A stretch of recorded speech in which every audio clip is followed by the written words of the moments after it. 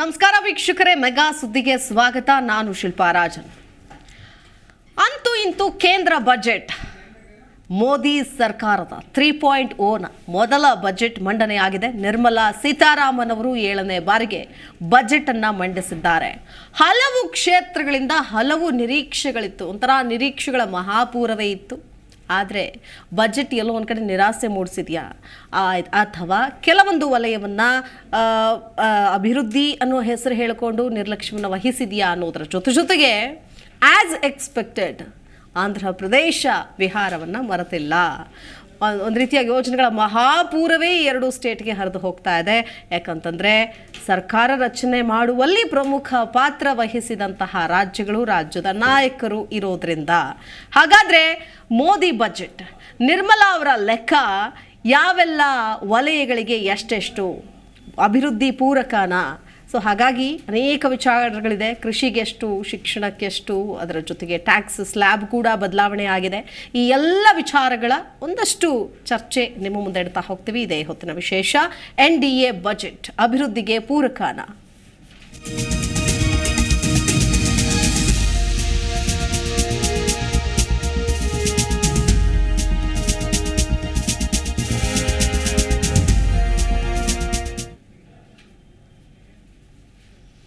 NDA ಸರ್ಕಾರ 3.0 ಮೊದಲ budget ಮಂಡನೆಯಾಗಿದೆ. Nirmala Sitharaman ಮಂಡಿಸಿದ್ದಾರೆ. ಮೋದಿ 3ನೇ ಅವಧಿ ಸರ್ಕಾರದ ಮೊದಲ ಬಜೆಟ್ ಇದಾಗಿದೆ. ದಾಖಲೆಯ ಬಜೆಟ್ ಮಂಡಿಸಿದ್ದಾರೆ ನಿರ್ಮಲಾ ಸೀತಾರಾಮನ್. ದೇಶದ ಜನರ ನಿರೀಕ್ಷೆ ಮುಟ್ಟಿದೆಯಾ ಈ ಕೇಂದ್ರ ಬಜೆಟ್? ಅಭಿವೃದ್ಧಿಗೆ ಪೂರಕವಾ ನಿರ್ಮಲಾ ಸೀತಾರಾಮನ್ ಲೆಕ್ಕಾಚಾರ? ಉದ್ಯೋಗ, ಕೃಷಿ, ಆರೋಗ್ಯ, ಮಹಿಳೆಯರು, ಯುವಕರಿಗೆ ಆದ್ಯತೆ ಸಿಕ್ಕಿದೆ. ನಿರ್ಮಲಾ ಲೆಕ್ಕಾಚಾರಕ್ಕೆ ಬಿಜೆಪಿ ನಾಯಕರಂತೂ ಫುಲ್ ಮಾರ್ಕ್ಸ್ ಕೊಟ್ಟಿದ್ದಾರೆ. ದೇಶದ ಅಭಿವೃದ್ಧಿಯನ್ನ ಮತ್ತೊಂದು ಹಂತಕ್ಕೆ ಮುಟ್ಟಿಸುತ್ತಾ ಆಂಧ್ರ ಬಿಹಾರಕ್ಕೆ ಬಜೆಟ್ನಲ್ಲಿ ಬಂಪರ್ ಕೊಡುಗೆ ಸಿಕ್ಕಿದೆ. ನಿರ್ಮಲಾ ದಾಖಲೆಯ ಬಜೆಟ್ನಲ್ಲಿ ಏನೇನಿದೆ? ಹಾಗಾದ್ರೆ ಒಂದಷ್ಟು ವಿಚಾರಗಳನ್ನು ನಾವು ನೋಡ್ಕೊಂಡು ಬಂದ್ಬೋಣ. ಅಂದರೆ ದರ ಏರಿಕೆ ಆಗಿರಬಹುದು, ಚಿನ್ನ ಬೆಳ್ಳಿ ಆಗಿರಬಹುದು, ಬಿಹಾರ ಆಂಧ್ರಕ್ಕೆ ಕೊಟ್ಟಂತಹ ಬಂಪರ್ ಕೊಡುಗೆಗಳಾಗಿರ್ಬೋದು, ಕೃಷಿ ಕ್ಷೇತ್ರಕ್ಕೆ ಸಿಕ್ಕಿದ್ದೇನು ಅನ್ನೋದಾಗಿರ್ಬೋದು, ಎಲ್ಲ ವಿಚಾರಗಳನ್ನು ನೋಡಬೇಕಾಗತ್ತೆ. ಅದಕ್ಕಿಂತ ಮುಂಚೆ ಚರ್ಚೆ ಆರಂಭ ಮಾಡ್ತೀವಿ. ಅದಕ್ಕಿಂತ ಮುಂಚೆ ಪ್ರಧಾನಿ ನರೇಂದ್ರ ಮೋದಿ ಅವರು ಬಜೆಟ್ ಕುರಿತಾಗಿ ಮಾತನಾಡಿದ್ದಾರೆ. ಅವರ ಅಭಿಪ್ರಾಯ ಏನು ಹೇಳಿದ್ದಾರೆ ಬನ್ನಿ ನೋಡೋಣ. एक प्रकार से MSME सेक्टर की ओनरशिप मध्यम वर्ग है और इसी सेक्टर से गरीबों को ज्यादा से ज्यादा रोजगार भी मिलता है. छोटे उद्योगों की बड़ी ताकत, उस दिशा में हमारा अहम कदम है.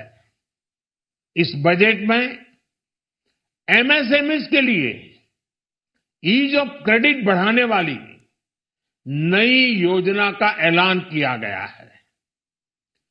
मैन्युफैक्चरिंग और एक्सपोर्ट्स इकोसिस्टम को हर जिले तक ले जाने के लिए बजट में अहम घोषणा की गई है. ई-कॉमर्स, एक्सपोर्ट हब्स और फूड क्वालिटी टेस्टिंग के लिए 100 यूनिट्स, ऐसे कदमों से वन डिस्ट्रिक्ट वन प्रोडक्ट अभियान को गति मिलेगी.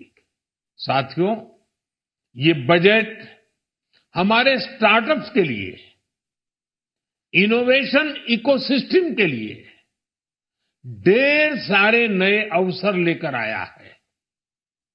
स्पेस इकोनॉमी को बढ़ावा देने के लिए 1000 करोड़ रुपए का फंड हो, एंजल टैक्स हटाने का फैसला हो, ऐसे कई सारे कदम इस बजट में उठाए गए हैं. साथियों, रिकॉर्ड हाई कैपेक्स इकोनॉमी का एक ड्राइविंग फोर्स बनेगा. ಇನ್ನು ಈ ಸೆಂಟ್ರಲ್ ಬಜೆಟ್ ಕುರಿತಾಗಿ ರಾಜ್ಯ ನಾಯಕರು ಮಾತನಾಡಿದ್ದಾರೆ. ಏನು ಹೇಳಿದ್ದಾರೆ ಬನ್ನಿ ನೋಡೋಣ. ನರೇಂದ್ರ ಮೋದಿ ನೇತೃತ್ವದ ಕೇಂದ್ರ ಸರ್ಕಾರ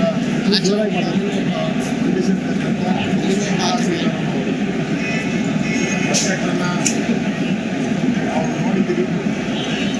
ಅದರಲ್ಲಿ ಬಹಳಷ್ಟು ಈ ಬಾರಿ ದೇಶದ ಅಭಿವೃದ್ಧಿಗೆ, ವಿಶೇಷವಾಗಿ ರೈತರಿಗೆ ಉದ್ಯೋಗ ಸೃಷ್ಟಿ ಮಾಡುವಂಥದ್ದು, ಸೆಂಟ್ರಲ್ ಇಂಡಿಯಾ ನಗರಾಭಿವೃದ್ಧಿ ಬಗ್ಗೆ ಹೆಚ್ಚು ಒತ್ತನ್ನು ಮೋದಿ ಸರ್ಕಾರದ 10 ವರ್ಷದ ಆರ್ಥಿಕತೆಯ ಸುಧಾರಣೆ ಇಡೀ ವಿಶ್ವದಲ್ಲಿಯೇ ಭಾರತ ಅತಿ ವೇಗದಲ್ಲಿ ಬೆಳೆಯುತ್ತಿರುವಂಥ ಒಂದು ರಾಷ್ಟ್ರ, ಹಣದುಬ್ಬರವನ್ನು ಸೀಮಿತಗೊಳಿಸಿರುವಂಥದ್ದು ಮತ್ತು ಹೆಚ್ಚು ಜನರಿಗೆ ಕೈಗೆ ಕೆಲಸ ಕೊಡುವಂಥ ಒಂದು ಕಲ್ಪನೆ ಇಟ್ಕೊಂಡು 10 ವರ್ಷ ಏನು ಕೆಲಸ ಮಾಡಿದೆ ಅದನ್ನು ವಿಕಸಿತ ಭಾರತ ಮಾಡುವ ಸಲುವಾಗಿ ಆ ಒಂದು 10 ವರ್ಷದ ಒಂದು ಫಲವನ್ನು ಬರುವಂಥ ದಿನಗಳಲ್ಲಿ ಮುಂದುವರಿಸ್ಕೊಂಡು ಹೋಗಬೇಕು ಮತ್ತಿನ್ನ ಹೆಚ್ಚಿಗೆ ಮಾಡಿಸ್ಬೇಕನ್ನೋ ಸಲುವಾಗಿ ಅಭಿವೃದ್ಧಿ ಪರವಾಗಿರುವಂಥ ಒಂದು ಬಜೆಟ್. ಇವತ್ತು ಕೇಂದ್ರ ಬಜೆಟ್ ನಿರ್ಮಲಾ ಸೀತಾರಾಮನ್ ಏನು ಮಂಡನೆ ಮಾಡಿದರು ನರೇಂದ್ರ ಮೋದಿಜಿಯವರ ಮಾರ್ಗದರ್ಶನದಲ್ಲಿ ಭಾಳ ಒಂದು ಅತ್ಯುತ್ತಮವಾದಂಥ ಮಾದರಿಯಾದಂಥ ಬಜೆಟ್ ಅಂತ ನನ್ನ ಅಭಿಪ್ರಾಯ. ಮತ್ತು ಭಾಳ ಮುಖ್ಯವಾಗಿ ಆದ್ಯತೆ ಕೊಟ್ಟಿದ್ದು ಅವ್ರ ಕೃಷಿಗೆ ಮತ್ತು ರೂರಲ್ ಡೆವಲಪ್ಮೆಂಟ್ ಮತ್ತು ಎಂಪ್ಲಾಯ್ಮೆಂಟ್ ಜನರೇಷನ್, ಸ್ಕಿಲ್ ಡೆವಲಪ್ಮೆಂಟ್ ಸಲುವಾಗಿ ಹೆಚ್ಚು ಆದ್ಯತೆ ಕೊಟ್ಟಿದ್ದಾರೆ. ಮತ್ತು ಇನ್ಫ್ರಾಸ್ಟ್ರಕ್ಚರ್ ಇದಕ್ಕೂ ಸಹಿತ ಹೆಚ್ಚು ಆದ್ಯತೆ ಕೊಟ್ಟಿದ್ದಾರೆ. ಮತ್ತು ಮಧ್ಯಮ ವರ್ಗದವರು ಮತ್ತು ಸ್ಯಾಲರಿಡ್ ಪರ್ಸನ್ ಇರೋದಿಲ್ಲ ಅವ್ರಿಗೇನು ಇನ್ಕಮ್ ಟ್ಯಾಕ್ಸ್ ಒಂದು ವಿನಾಯಿತಿ ಕೊಡುವ ಮುಖಾಂತರ ಭಾಳ ದೊಡ್ಡ ಕೊಡುಗೆಯನ್ನು ಕೊಟ್ಟಿದ್ದಾರೆ. ಹೀಗಾಗಿ ಇದೊಂದು ಓವರಾಲ್ ಅಭಿವೃದ್ಧಿ ಪರವಾದಂಥ ಒಂದು ಬಜೆಟ್. ಇದರಿಂದ ದೇಶದಲ್ಲಿ ಇನ್ನೊಂದು ದೊಡ್ಡ ಪ್ರಮಾಣದಲ್ಲಿ ಬದಲಾವಣೆ ಆಗಲಿಕ್ಕೆ ಸಾಧ್ಯತೆ. ಇಲ್ಲಿವರೆಗೆ ಜನ ಏನು ಬಯಸ್ತಾ ಇದ್ರು, ಒಂದು ಹೆಚ್ಚಿನ ರೀತಿಯಂಥ ಉದ್ಯೋಗಾವಕಾಶ ಸಿಗಬೇಕು ಯುವಕರಿಗೆ ಮತ್ತು ಅದರ ಜೊತೆಗೆ ಸ್ಕಿಲ್ ಇಂಡಿಯಾ ಮುಖಾಂತರ ಇವತ್ತೇನು skilled labours, skilled employees, skilled officers, skilled ಒಂದು ಜನರೇಷನ್ನು ಇದು ಕ್ರಿಯೇಟ್ ಆಗಬೇಕಂತಿಲ್ಲ, ಅದಕ್ಕೆ ಹೆಚ್ಚು ಆದ್ಯತೆ ಕೊಡುವಂಥ ಕೆಲಸ ಮಾಡಿದ್ದಾರೆ. ಮತ್ತು ಹಲವಾರು ಸಾಲ ಸೌಲಭ್ಯ ಕೊಡುವ ಮುಖಾಂತರ ಮತ್ತು ಕೃಷಿಗೆ ಹೆಚ್ಚು ಆದ್ಯತೆ ಮತ್ತು ಗ್ರಾಮೀಣ ಅಭಿವೃದ್ಧಿಗೆ ಹೆಚ್ಚು ಒತ್ತು ಕೊಡುವಂಥದ್ದು, ಗ್ರಾಮೀಣ ಸಡಕ್ ಯೋಜನೆಯನ್ನು ಮತ್ತೊಮ್ಮೆ ತರುವ ಮುಖಾಂತರ ಗ್ರಾಮೀಣ ಭಾಗದಲ್ಲಿ ರಸ್ತೆಗಳ ಸುಧಾರಣೆ ಮಾಡುವಂಥ ಕೆಲಸ ಮತ್ತು ಅಲ್ಲಿದ್ದಂಥ ಮೂಲಭೂತ ಸೌಕರ್ಯ ಇಂಪ್ರೂವ್ಮೆಂಟ್ ಮಾಡುವಂಥದ್ದು ಮತ್ತು ಉಳಿದ ಎಲ್ಲ ವಿಚಾರದಲ್ಲಿ ಬಹಳ ಒಂದು ಅತ್ಯುತ್ತಮವಾದಂತಹ ಬಜೆಟ್ ಮಂಡನೆ ಮಾಡಿದ್ದಾರೆ ನಿರ್ಮಲಾ ಸೀತಾರಾಮನ್ ಅವರಿಗೆ ಮತ್ತು ನರೇಂದ್ರ ಮೋದಿಜಿಯವರು, ನಮ್ಮ ದೇಶದ ಪ್ರಧಾನಮಂತ್ರಿ. ಯಾವುದರ ಮೇಲಿನ ತೆರಿಗೆ ಇಳಿಕೆ ಏರಿಕೆಯ ನಂತರದಲ್ಲಿ ಯಾವುದರ ಬೆಲೆ ಏರಿಕೆ ಆಗತ್ತೆ ಇಳಿಕೆ ಆಗತ್ತೆ? ಸೊ ಏರಿಕೆ ಆಗುವಂತಹ ವಸ್ತುಗಳು ನಾವು ನೋಡ್ತಾ ಹೋಗೋಣ ಒಂದೊಂದಾಗಿ. ಓಕೆ, ಸೊ ತೆರಿಗೆ ನಂತರದಲ್ಲಿ ಯಾವ ವಸ್ತುಗಳು ಏರಿಕೆ ಆಗತ್ತೆ ಅನ್ನೋದನ್ನು ನಾವು ನೋಡ್ತಾ ಹೋಗೋಣ. ವಿದ್ಯುತ್ ಉಪಕರಣ ಮತ್ತು ಪ್ಲಾಸ್ಟಿಕ್. ವಿದ್ಯುತ್ ಉಪಕರಣಗಳು ಬೆಲೆಯಲ್ಲಿ ಏರಿಕೆ ಆಗುತ್ತೆ, ಯಾಕಂತಂದರೆ ಟ್ಯಾಕ್ಸ್ ಜಾಸ್ತಿ ಆಗ್ತಾ ಇದೆ ಇದರ ಮೇಲೆ. ಇನ್ನು ಪ್ಲಾಸ್ಟಿಕ್ ಐಟಮ್ಸ್, ಯಾವುದೇ ಪ್ಲಾಸ್ಟಿಕ್ ಐಟಮ್ಸ್ ಆಗಿರ್ಬೋದು, ಸೊ ಎಲ್ಲದರಲ್ಲೂ ಕೂಡ ನಾವು ಪ್ಲಾಸ್ಟಿಕ್ ಬಳಸ್ತಾನೆ ಇದ್ದೀವಿ ಈಗಲೂ ಕೂಡ. ಸೊ ಈ ಪ್ಲಾಸ್ಟಿಕ್ ಐಟಮ್ಸ್ಗಳ ಒಂದು ಟ್ಯಾಕ್ಸ್ ಕೂಡ ಜಾಸ್ತಿ ಆಗೋದ್ರಿಂದ ಸಹಜವಾಗಿ ಪ್ಲಾಸ್ಟಿಕ್ ದರ ಕೂಡ ಹೆಚ್ಚಳ ಆಗುತ್ತೆ. ಸೊ ಇಳಿಕೆ ಯಾವುದು? ಹಾಗಾದರೆ ಬಹಳ ಪ್ರಮುಖವಾದ ವಿಚಾರ ಇದು. ಇಳಿಕೆ ಯಾವುದು ಅನ್ನೋದು ಬೇಕು ನಮಗೆ. ಯಾವುದ್ರ ಮೇಲೆ? ಚಿನ್ನ. ಯಾಕಂತಂದರೆ ಪ್ರತಿದಿನ ಚಿನ್ನ ದಾಪುಕಾಲಿಟ್ಕೊಂಡು ಏರಿಕೆ ಕಾಣಿಸ್ತಾನೆ ಇದೆ. ಸೊ ಚಿನ್ನದ ಮೇಲಿನ ಟ್ಯಾಕ್ಸನ್ನ ಕಡಿಮೆ ಮಾಡಿರೋದ್ರಿಂದ ಚಿನ್ನ ಕಡಿಮೆ ಆಗುತ್ತೆ, ಬೆಳ್ಳಿ ಕಡಿಮೆ ಆಗುತ್ತೆ. ಪ್ಲಾಟಿನಮ್, ತಾಮ್ರ, ವಿದೇಶಿ ಬಟ್ಟೆ, ಟಿವಿ, ಚರ್ಮದ ಉತ್ಪನ್ನಗಳು, mobile phone, mobile charger, cancer ಔಷಧಿ, ವಿದ್ಯುತ್ ತಂತಿ, ಎಕ್ಸ್ರೇ ಯಂತ್ರ, ಸೋಲಾರ್ ಪ್ಯಾನಲ್, ಈ ಎಲ್ಲ ವಸ್ತುಗಳು ಇಳಿಕೆಯನ್ನ ಕಾಣುತ್ತೆ ಅನ್ನೋದು ಈ ಬಜೆಟ್ ನಂತರ ವ್ಯಕ್ತವಾಗ್ತಾ ಇರುವಂತಹ ಚರ್ಚೆ. ಇದೇ ವಿಚಾರಕ್ಕೆ ಸಂಬಂಧಪಟ್ಟಂತೆ ಹಾಗಾದರೆ ನಾವು ಕೂಡ ಚರ್ಚೆಯನ್ನು ಆರಂಭಿಸ್ತಾ ಹೋಗ್ತೀವಿ. ನನ್ನ ಜೊತೆಗೆ ಅತಿಥಿಗಳು ಕೂಡ ಜಾಯ್ನ್ ಆಗ್ತಾ ಹೋಗ್ತಾರೆ. ಮೊದಲನೇದಾಗಿ ಬಿಜೆಪಿ ಪಕ್ಷದ ವಕ್ತಾರರಾದಂತಹ ವಿಜೇಂದ್ರ ಡಿಟಿ ಇದ್ದಾರೆ. ನಮಸ್ಕಾರ ವಿಜೇಂದ್ರ ಅವರೇ, ಕಾರ್ಯಕ್ರಮಕ್ಕೆ ಸ್ವಾಗತ. ದರ್ಶನ್ ಇದ್ದಾರೆ, ಕಾಂಗ್ರೆಸ್ ಪಕ್ಷದ ವಕ್ತಾರರು. ನಮಸ್ಕಾರ ದರ್ಶನ್ ಅವರೇ, ಕಾರ್ಯಕ್ರಮಕ್ಕೆ ಸ್ವಾಗತ. ಇನ್ನು JDS ಪಕ್ಷದ ವಕ್ತಾರರಾದಂತಹ ಸೈಯದ್ ತಸ್ಲೀಂ ಇದ್ದಾರೆ. ನಮಸ್ಕಾರ ಸರ್, ಕಾರ್ಯಕ್ರಮಕ್ಕೆ ಸ್ವಾಗತ. ಸೊ ಮೊದಲನೇದಾಗಿ ಬಿಜೆಪಿ ಅವ್ರನ್ನೇ ಮಾತನಾಡಿಸ್ತೀನಿ. ಒಟ್ಟು 4 ವಲಯಗಳನ್ನು ಗುರಿಯಾಗಿಸ್ಕೊಂಡು ಮಾಡಿರುವಂತಹ ಒಂದು ಬಜೆಟ್. ಮಹಿಳೆಯರು, ರೈತರು, ಯುವಜನತೆ, ಬಡವರು ಅಂತೇಳಿ. ಸೊ ಈ ಒಂದು ಬಜೆಟ್ ಅಭಿವೃದ್ಧಿಗೆ ಪೂರಕ ಆಗಿದ್ರು ಕೆಲವೊಂದು ಕ್ಷೇತ್ರಗಳನ್ನು ಕಡೆಗಣನೆ ಮಾಡಲಾಗಿದೆ ಅನ್ನುವಂತಹ ಈಗಾಗಲೇ ಮಾತುಗಳು ಕೂಡ ಕೇಳಿ ಬರ್ತಾ ಇದೆ. ಸೊ ನೀವು ಏನು ಹೇಳ್ತೀರಿ? ಔಟ್ ಆಫ್ 8 ಎಷ್ಟು ಮಾರ್ಕ್ಸ್ ಕೊಡ್ತೀರಿ ನಿಮ್ಮ ಬಜೆಟ್ಗೆ ನೀವೇನೆ? ಔಟ್ ಆಫ್ 10 ಕೇಳಿದ್ರೆ 10 ಕೊಡ್ತೇನೆ, 100 ಕೇಳಿದ್ರೆ 100 ಕೊಡ್ತೇನೆ. ಇದು ವಿಕಸಿತ ಭಾರತ ಬಜೆಟ್ ಅಂತ ನಾನು ಬಣ್ಣಿಸ್ಲಿಕ್ಕೆ ಇಷ್ಟಪಡ್ತೇನೆ. ನೀವೀಗಾಗಲೇ ಹೇಳಿದಾಗೆ ಅನ್ನದಾತರ, ಬಡವರ ಹಾಗೂ ಯುವಕರ, ಮಹಿಳೆಯರ ಪರವಾದಂಥ ಬಜೆಟ್ ಇದು. ನಾನು ಇದನ್ನು SEMM ಅಂತ ಹೇಳಲಿಕ್ಕೆ ಇಷ್ಟಪಡ್ತೇನೆ. SEMM ಅಂದರೆ skilling, employment, middle class, MSME. ಈ ಒಂದು 4 ವರ್ಗ, ಈ ಒಂದು 4ರ ಬಗ್ಗೆ ಹೆಚ್ಚು ಕಾನ್ಸಂಟ್ರೇಷನ್ ಮಾಡಲಿಕ್ಕೆ ಇದೆ ಈ ಒಂದು ಬಜೆಟ್ನಲ್ಲಿ. ಒಟ್ಟು ಇದನ್ನು 9 ಕ್ಷೇತ್ರಗಳಲ್ಲಿ ಹೆಚ್ಚು ಆದ್ಯತೆ ಕೊಟ್ಟಿದ್ದೇವೆ. ಮೊದಲನೇದಾಗಿ ನಿಮ್ಗೆ ಹೇಳಬೇಕು ಅಂದರೆ ಕೃಷಿ ಮೇಲೆ ಸಾಮಾಜಿಕ ನ್ಯಾಯ, ಉದ್ಯೋಗ ಹಾಗೂ ಕೌಶಲ್ಯ, ಉತ್ಪಾದನೆ ಹಾಗೂ ಸೇವಾ ಕ್ಷೇತ್ರ, ನಗರಾಭಿವೃದ್ಧಿ, ಮೂಲಭೂತ ಸೌಕರ್ಯಗಳು, ಶಕ್ತಿ ಮೂಲಗಳು, ಸಂಶೋಧನೆ, ಭವಿಷ್ಯದ ಸುಧಾರಣೆಗಳು. ಒಟ್ಟು ಇದು ನೋಡ್ಕೊತ ಹೋಗೋದಾದರೆ ರಕ್ಷಣಾ ಇಲಾಖೆಗೆ 4.54 ಲಕ್ಷ ಕೋಟಿ ಮೀಸಲಿಡಲಾಗಿದೆ. ಗ್ರಾಮೀಣಾಭಿವೃದ್ಧಿಗೆ 2.65 ಲಕ್ಷ ಕೋಟಿ ಮೀಸಲಿಡಲಾಗಿದೆ. ಕೃಷಿ ಮತ್ತು ಸಂಬಂಧಿತ ಚಟುವಟಿಕೆಗಳಿಗೆ 1.51 ಲಕ್ಷ ಕೋಟಿ ಮೀಸಲಿಡಲಾಗಿದೆ. ಗೃಹ ವ್ಯವಹಾರಗಳಿಗೆ 1.5 ಹೇಳ್ತೀನಿ, ಒಂದೇ ನಿಮಿಷ. ಅದೆಲ್ಲ ಹೋಗ್ತಾ ಇದೆ, ಓಕೆನಾ? ಆ ಪಾಯಿಂಟ್ಸ್ ಎಲ್ಲ ಬೇಡ, ನಮಗೆ ಗೊತ್ತಿದೆ. ಅದು ನಾವು ಆಲ್ರೆಡಿ ಜನರ ಮುಂದೆ ಇಡುವಂತಹ ಬಿಹಾರ, ಆಂಧ್ರ ಪ್ರದೇಶಕ್ಕೆ ವಿಶೇಷ ಪ್ರಾಧಾನ್ಯತೆ ಆಸ್ ಇಟ್ ಈಸ್ ಸಿಕ್ಕಿದೆ. ಬಟ್ ಆದ್ರೆ ಕರ್ನಾಟಕದಿಂದ ಇಷ್ಟು ಜನ ಸಂಸದರು, ಇಷ್ಟು ಜನ ಸಚಿವರುಗಳಿದ್ದಾರೆ, ಕರ್ನಾಟಕಕ್ಕೆ ಸಿಕ್ಕಿದ್ದೇನು ಅನ್ನೋ ಪ್ರಶ್ನೆಗೆ ಏನು ಉತ್ತರ ಇದೆ ನಿಮ್ ಕಡೆ? ನಾನು ಅದನ್ನೇ ಹೇಳ್ತಾ ಇದ್ದೀನಿ ನಿಮ್ಗೆ. ಈಗ ಗ್ರಾಮೀಣಾಭಿವೃದ್ಧಿ ಅಂತ ಹೇಳಿದ್ರೆ ಬರೀ ಬಿಹಾರ ಗ್ರಾಮೀಣಾಭಿವೃದ್ಧಿ ಆಗೋದಿಲ್ಲ, ಬರೀ ಆಂಧ್ರ ಪ್ರದೇಶ ಗ್ರಾಮೀಣಾಭಿವೃದ್ಧಿ, ಇದು ದೇಶದ ನಾನು ಹೇಳ್ತಾ ಇದ್ದೀನಿ ನಿಮ್ಗೆ. ನಾನು ಆಂಧ್ರ ಪ್ರದೇಶ ನೀವು ಇನ್ನೊಂದು ಹೇಳಿದ್ರಲ್ಲ ಅದ್ರದ್ದಲ್ಲ, ಇದು ಒಟ್ಟು ದೇಶದ ಬಗ್ಗೆ ನಾನು ಹೇಳ್ತಾ ಇದ್ದೀನಿ ನಿಮಗೆ. ನೋಡಿ, ಶಿಕ್ಷಣಕ್ಕೆ ಸಂಬಂಧಪಟ್ಟಂಗೆ 1.25 ಲಕ್ಷ ಕೋಟಿ ಕೊಟ್ಟಿದ್ದೀವಿ. IT ಟೆಲಿಕಾಮ್ಗೆ 1.16 ಲಕ್ಷ ಕೋಟಿ ಕೊಟ್ಟಿದ್ದೇವೆ. ಆರೋಗ್ಯಕ್ಕೆ ಸಂಬಂಧಪಟ್ಟಂಗೆ 89,000 ಕೋಟಿ ಕೊಟ್ಟಿದ್ದೇವೆ. ಶಕ್ತಿಗೆ ಸಂಬಂಧಪಟ್ಟಂಗೆ 68 ಕೊಟ್ಟಿದ್ದೇವೆ. ಒಂದು ನಿಮಿಷ, ನಾನು ಇನ್ನೂ ಕೊಟ್ಟೇ ಇಲ್ಲ. ಅಲ್ಲಲ್ಲ, ಒಂದು ನಿಮಿಷ, ನಾನು ನಿಮ್ಗೆ ಕೇಳಿದ ಆನ್ಸರ್ ಕೊಟ್ಟಿದ್ದೀನಿ. ಅಲ್ಲಲ್ಲ, ಬಜೆಟ್ ಕಾಪಿ ಕೊಟ್ಟಿಲ್ಲ ನಾನು. ಚರ್ಚೆ ಮಾಡ್ತಾ ಹೋಗೋಣ. ದರ್ಶನ್ ಅವ್ರು ಏನ್ ಹೇಳ್ತೀರಿ ಮೊದಲೇದಾಗಿ? ಇದೊಂದು ಕರ್ನಾಟಕಕ್ಕೆ, ಬಹಳ ಮುಖ್ಯವಾಗಿ ಕರ್ನಾಟಕಕ್ಕೆ ಚೊಂಬನ್ನ ಕೊಟ್ಟಿದ್ದಾರೆ, ಖಾಲಿ ಚಿಪ್ಪನ್ನ ಕೊಟ್ಟಿದ್ದಾರೆ.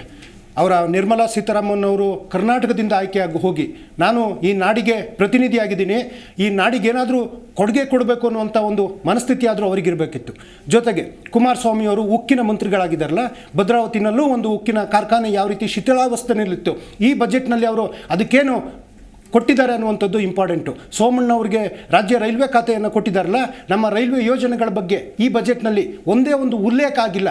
ಯಾಕೆ ಅನ್ನುವಂಥದ್ದು ಬಹಳ ಮುಖ್ಯ. ಯಾಕೆಂದರೆ ನಮ್ಮ ಕರ್ನಾಟಕದ ಅನೇಕ ರೈಲ್ವೆ ಯೋಜನೆಗಳು, ಬಾಗಲಕೋಟೆ ಮತ್ತು ಕುಡ್ಚಿ ರೈಲ್ವೆ ಯೋಜನೆ ಆಗಿರ್ಬೋದು, ಹೊಸಕೋಟೆ ವಾಸ್ಕೋ ಯೋಜನೆ ಆಗಿರ್ಬೋದು, ಕಡೂರು ಸಕಲೇಶ್ಪುರ ಇರ್ಬೋದು, ಕುಪ್ಪಂ ಯೋಜನೆ ಆಗಿರ್ಬೋದು, ತುಮಕೂರು ಚಿತ್ರದುರ್ಗ ದಾವಣಗೆರೆ ರೈಲ್ವೆ ಯೋಜನೆ ಆಗಿರ್ಬೋದು, ತುಮಕೂರು ಮಧುಗಿರಿ ರಾಮದುರ್ಗ ರೈಲ್ವೆ ಯೋಜನೆ ಆಗಿರ್ಬೋದು, ಮತ್ತು ಗದಗ ವಾಡಿ ಯೋಜನೆ ಆಗಿರ್ಬೋದು, ಅಥವಾ ದಾವಣಗೆರೆ ಬೆಳಗಾವಿ ರೈಲ್ವೆ ಯೋಜನೆಗಳಾಗಿರ್ಬೋದು, ಅದ್ರ ಬಗ್ಗೆ ಒಂದೇ ಒಂದು ಮಾತಿಲ್ಲ.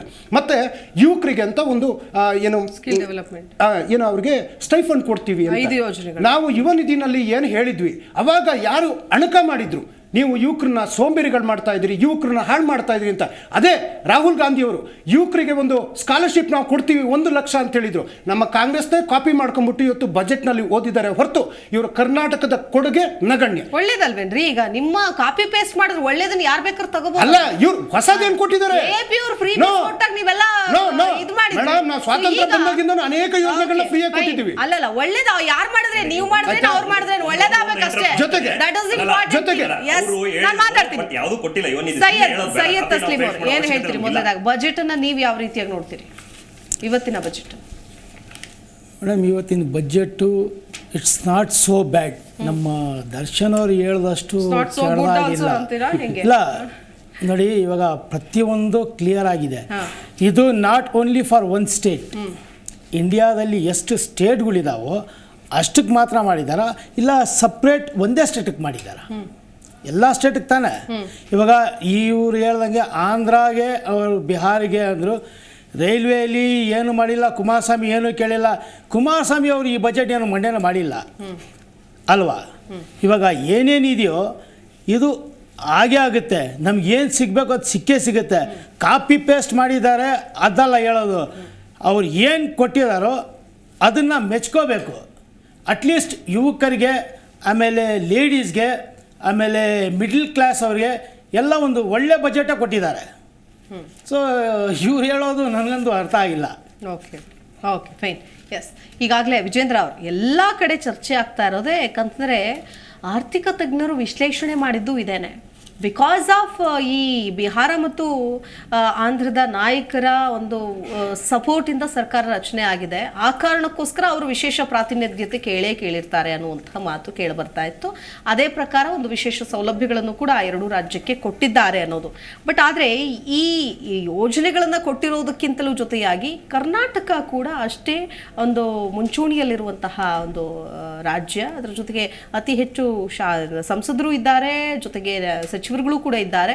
ಕರ್ನಾಟಕವನ್ನು ಎಲ್ಲೋ ಒಂದ್ ಕಡೆ ಕಡೆಗಣನೆ ಮಾಡಲಾಗ್ತಾ ಇದೆ ಈ ಬಜೆಟ್ನಲ್ಲಿ. ಸೊ ಪ್ರತಿ ಬಾರಿ ಅಂತ ಈ ಬಾರಿ ಕೂಡ ಮುಂದುವರೆದಿದೆ ಅನ್ನೋ ಮಾತು, ಆರೋಪ ಕೇಳಿ ಬರ್ತಾ ಇದೆ. ಇದಕ್ಕೆ ಏನು ಹೇಳ್ತೀರಿ? ಒಂದು ತಾವು ಹೇಳ್ದಂಗೆ ಒಂದು ಆಂಧ್ರ ಪ್ರದೇಶ ಮತ್ತು ಬಿಹಾರದ ವಿಚಾರ ಮಾತಾಡೋದಾದರೆ, ಈಗ ಆಂಧ್ರ ಪ್ರದೇಶ ನೋಡಿ ಹೊಸದಾಗಿ ರಚನೆ ಆದಂಥ ಒಂದು ರಾಜ್ಯ. ಅಲ್ಲಿ ಒಂದು ಕ್ಯಾಪಿಟಲ್ ಅಮರಾವತಿ ಅಂತ ಏನಿದೆ, ಅದನ್ನು ಡೆವಲಪ್ ಮಾಡಬೇಕಾಗಿರೋದು ಈ ದೇಶದ ಒಂದು ಕ್ಯಾಪಿಟಲ್, ರಾಜ್ಯದ ಸಂಬಂಧಪಟ್ಟದ್ದು ಈ ದೇಶದಲ್ಲೇ ಇರುವಂಥ ಒಂದು ಕ್ಯಾಪಿಟಲ್ ಅದು. ಸೊ ಅದನ್ನು ಡೆವಲಪ್ ಮಾಡಬೇಕಾಗಿರೋ ಬದ್ಧತೆ ನಮಗೆ ಇದ್ದೇ ಇದೆ, ಇಲ್ಲ ಅಂತಲ್ಲ. ಅದ್ರ ಜೊತೆಗೆ ಬಿಹಾರದಲ್ಲಿ ಪ್ರತಿಯೊಬ್ಬರಿಗೂ ಗೊತ್ತಿರೋ ಹಂಗೆ ಪ್ರತಿ ವರ್ಷ ಅಲ್ಲಿ ಫ್ಲಡ್ ಆಗ್ತದೆ. ಒಂದು ಸಮಯದಲ್ಲಿ ಫ್ಲಡ್ ಆಗುತ್ತೆ. ಅದಕ್ಕೆ ಸಂಬಂಧಪಟ್ಟಂಗೆ ಒಂದಷ್ಟು ತೆಗೆದಿಡುವಂಥ ಪ್ರಯತ್ನ ಮಾಡಿದ್ದಾರೆ. ಒಂದಷ್ಟು ಬಜೆಟ್ನಲ್ಲಿ ಒಂದಷ್ಟು ಅಮೌಂಟ್ನ ತೆಗೆದಿಡುವಂಥ ಪ್ರಯತ್ನ ಮಾಡಿದ್ದಾರೆ. ಸೊ ಕರ್ನಾಟಕಕ್ಕೆ ಏನು ಸಿಕ್ಕಿಲ್ಲ ಅನ್ನೋದೇನಿದೆ, ಈ ವಾದವನ್ನು ನಾನು ಒಪ್ಪೋದೇ ಇಲ್ಲ. ಯಾಕಂದರೆ ನಾವು ಈ ಯೋಜನೆಗಳು ವಿಶೇಷ, ಈಗ ಹೈದರಾಬಾದ್ ಬೆಂಗಳೂರು ಕಾರಿಡಾರ್ ಯೋಜನೆ, ನಿಮ್ಗೆ ಹೇಳ್ತೇನೆ. ಬಟ್ ಈಗ ಬಿಹಾರ, ಆಂಧ್ರ, ಕೆಲವೊಂದು ಪೂರ್ವ ರಾಜ್ಯಗಳ ಅಭಿವೃದ್ಧಿಗೆ ಪೂರ್ವೋದಯ ಯೋಜನೆಗಳು, ಬಿಹಾರ, ಜಾರ್ಖಂಡ್, ಪಶ್ಚಿಮ ಬಂಗಾಳ, ಒಡಿಶಾ ಅಂತ ಹೆಂಗ್ ಬರುತ್ತೋ ಹಂಗೆ ಯಾವ್ದಾದ್ರು ಒಂದು ಯೋಜನೆ ವಿಶೇಷವಾಗಿ ಕರ್ನಾಟಕ, ಬೆಂಗಳೂರು ಹೈದರಾಬಾದ್ ಕಾರಿಡಾರ್ ಯೋಜನೆ ಅಂತ ಮಾಡಿದ್ದಾರೆ. ವಿಶೇಷವಾಗಿ 12 ಯೋಜನೆಗಳು ಆ ರೀತಿಯಾಗಿ ಎತ್ಕೊಂಡಿದ್ದಾರೆ ದೇಶದಲ್ಲಿ. ಇದನ್ನು ಒಂದು ಮೇಜರ್ ಆಗಿ ಅದರಲ್ಲಿ ಅದು ಒಂದು ಇದೆ ಪಾತ್ರ. ಇದಕ್ಕೆ ಸಂಬಂಧಪಟ್ಟಂಗೆ ಉಳಿದಂಗೆ ನಿಮಗೆ ಕೃಷಿಗೆ ಸಂಬಂಧಪಟ್ಟಂಗೆ ನೋಡ್ಕೊಂತ ಬನ್ನಿ. ಕೃಷಿಗೆ 1.5 ಲಕ್ಷ ಕೋಟಿ ಕೊಟ್ಟಿದ್ದಾರೆ. 400 ಜಿಲ್ಲೆಗಳಲ್ಲಿ ಡಿಜಿಟಲ್ ಕ್ರಾಪ್ ಸರ್ವೆ ಮಾಡಲಿಕ್ಕೆ ಒಂದು ಅನುದಾನ ಇಟ್ಟಿದ್ದಾರೆ. ಆ 400 ಜಿಲ್ಲೆಯಲ್ಲಿ ಕರ್ನಾಟಕದಿರೋದಿಲ್ವಾ? ಖಾಸಗಿ ಸಹಭಾಗಿತ್ವದಲ್ಲಿ ಹೆಚ್ಚಿನ ಆದ್ಯತೆ ಕೊಡ್ತಾ ಇದ್ದಾರೆ ಕೃಷಿಯಲ್ಲಿ. ಅದು ಮತ್ತೆ ಕರ್ನಾಟಕದ ರೈತರಲ್ವಾ? ಅದರಲ್ಲಿ ಎಣ್ಣೆ ಬೀಜ ಉತ್ಪಾದನೆಗಳು ಹೆಚ್ಚಿಸಲು ರೈತರಿಗೆ ಉತ್ತೇಜನ ಕೊಡ್ತಾರೆ. ಅದರಲ್ಲಿ ನಮ್ಮ ಸೂರ್ಯಕಾಂತಿ ಬಗ್ಗೆ ಮೆನ್ಷನ್ ಮಾಡಿದ್ರೆ ಅದಿಲ್ವಾ? ಎಕ್ಸ್ಪ್ಲೇನ್ ಮಾಡಿದೆ. ಅದೇ ರೀತಿಯಾಗಿ ಈಗ ಇದರಲ್ಲಿ ಬಿಹಾರ ಇರಲ್ವಾ? ಇದರಲ್ಲಿ ಈ ಯೋಜನೆಗಳಲ್ಲಿ ಆಂಧ್ರ ಪ್ರದೇಶ ಇರಲ್ವಾ? ಈ ಯೋಜನೆಗಳಲ್ಲಿ ಜಾರ್ಖಂಡ್ ಇರಲ್ವಾ? ಪಶ್ಚಿಮ ಬಂಗಾಳ ಇರಲ್ವಾ? ಕೊಟ್ಟಿದೆ.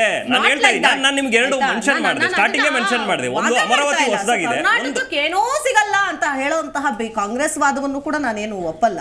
ಬಟ್ ಆದ್ರೆ ವಿಶೇಷವಾದ ಯೋಜನೆಗಳನ್ನು ಕೊಡ್ತಾರೆ ಅನ್ನೋ ಒಂದಷ್ಟು ನಿರೀಕ್ಷೆ ಇರುತ್ತೆ. ಹೆಂಗೆ ಬಿಹಾರದ ರಸ್ತೆ ಅಭಿವೃದ್ಧಿಗೆ 26,000 ಕೋಟಿ ಕೊಟ್ಟರೋ ಹಂಗೇನೆ ಕರ್ನಾಟಕದಲ್ಲಿ ಯಾವ್ದಾದ್ರು ಒಂದು ಯೋಜನೆ ಆಗಿರ್ಬೋದು, ಮತ್ತೊಂದಾಗಿರ್ಬೋದು, ವಿಶೇಷ ರೈಲು ಸೇವೆ ಆಗಿರ್ಬೋದು, ಈ ತರದ್ದು ಸಿಗುತ್ತೆ ಅನ್ನೋ ತೆರಿಗೆ ಮತ್ತು ಆರ್ಥಿಕ ತಜ್ಞರಾದಂತಹ HR ಪ್ರಭಾಕರ್ ಜಾಯ್ನ್ ಆಗ್ತಾ ಇದ್ದಾರೆ. ನಮಸ್ಕಾರ ಸರ್, ಕಾರ್ಯಕ್ರಮಕ್ಕೆ ಸ್ವಾಗತ. ನಮಸ್ತೆ. ಎಸ್, ಮೊದಲನೇದಾಗಿ ಬಜೆಟ್ ಅನ್ನ ಅಂದ್ರೆ ಒಂದು ಎಕಾನಮಿಕ್ ವ್ಯೂ ಪಾಯಿಂಟ್ ಇಂದ, ದೃಷ್ಟಿಯಿಂದ, ಕೋನದಿಂದ ನೋಡೋದಾದ್ರೆ ಈ ಮುಂದಿನ 5 ವರ್ಷಗಳಿಗೆ ಈ ಮೊದಲ ಬಜೆಟ್ ಪೂರಕ ಅಂತ ನಾವು ಯಾವಾಗಲೂ ಕೂಡ ಹೇಳ್ತೀವಿ, ದಿಕ್ಸೂಚಿ ಅಂತ ಹೇಳ್ತೀವಿ. ಅಂದ್ರೆ ಮುಂದಕ್ಕೆ ಯಾವ್ದಾವುದಕ್ಕೆ ವಿಶೇಷ ಆದ್ಯತೆ, ಪ್ರಾಧಾನ್ಯತೆ ಕೊಡ್ತಾರೆ ಅಂತ. ತೆರಿಗೆಯ ಬದಲಾವಣೆಗಳಾಗಿದೆ, ಇಂಡಸ್ಟ್ರಿಯಲ್ ಏರಿಯಾಗಳಿಗೆ ಹೆಚ್ಚು ಒತ್ತು ಕೊಟ್ಟಿದ್ದಾರೆ. ಏನು ಹೇಳ್ತೀರಿ ಸರ್ ನೀವು ನಿಮ್ಮ ದೃಷ್ಟಿಕೋನದಿಂದ?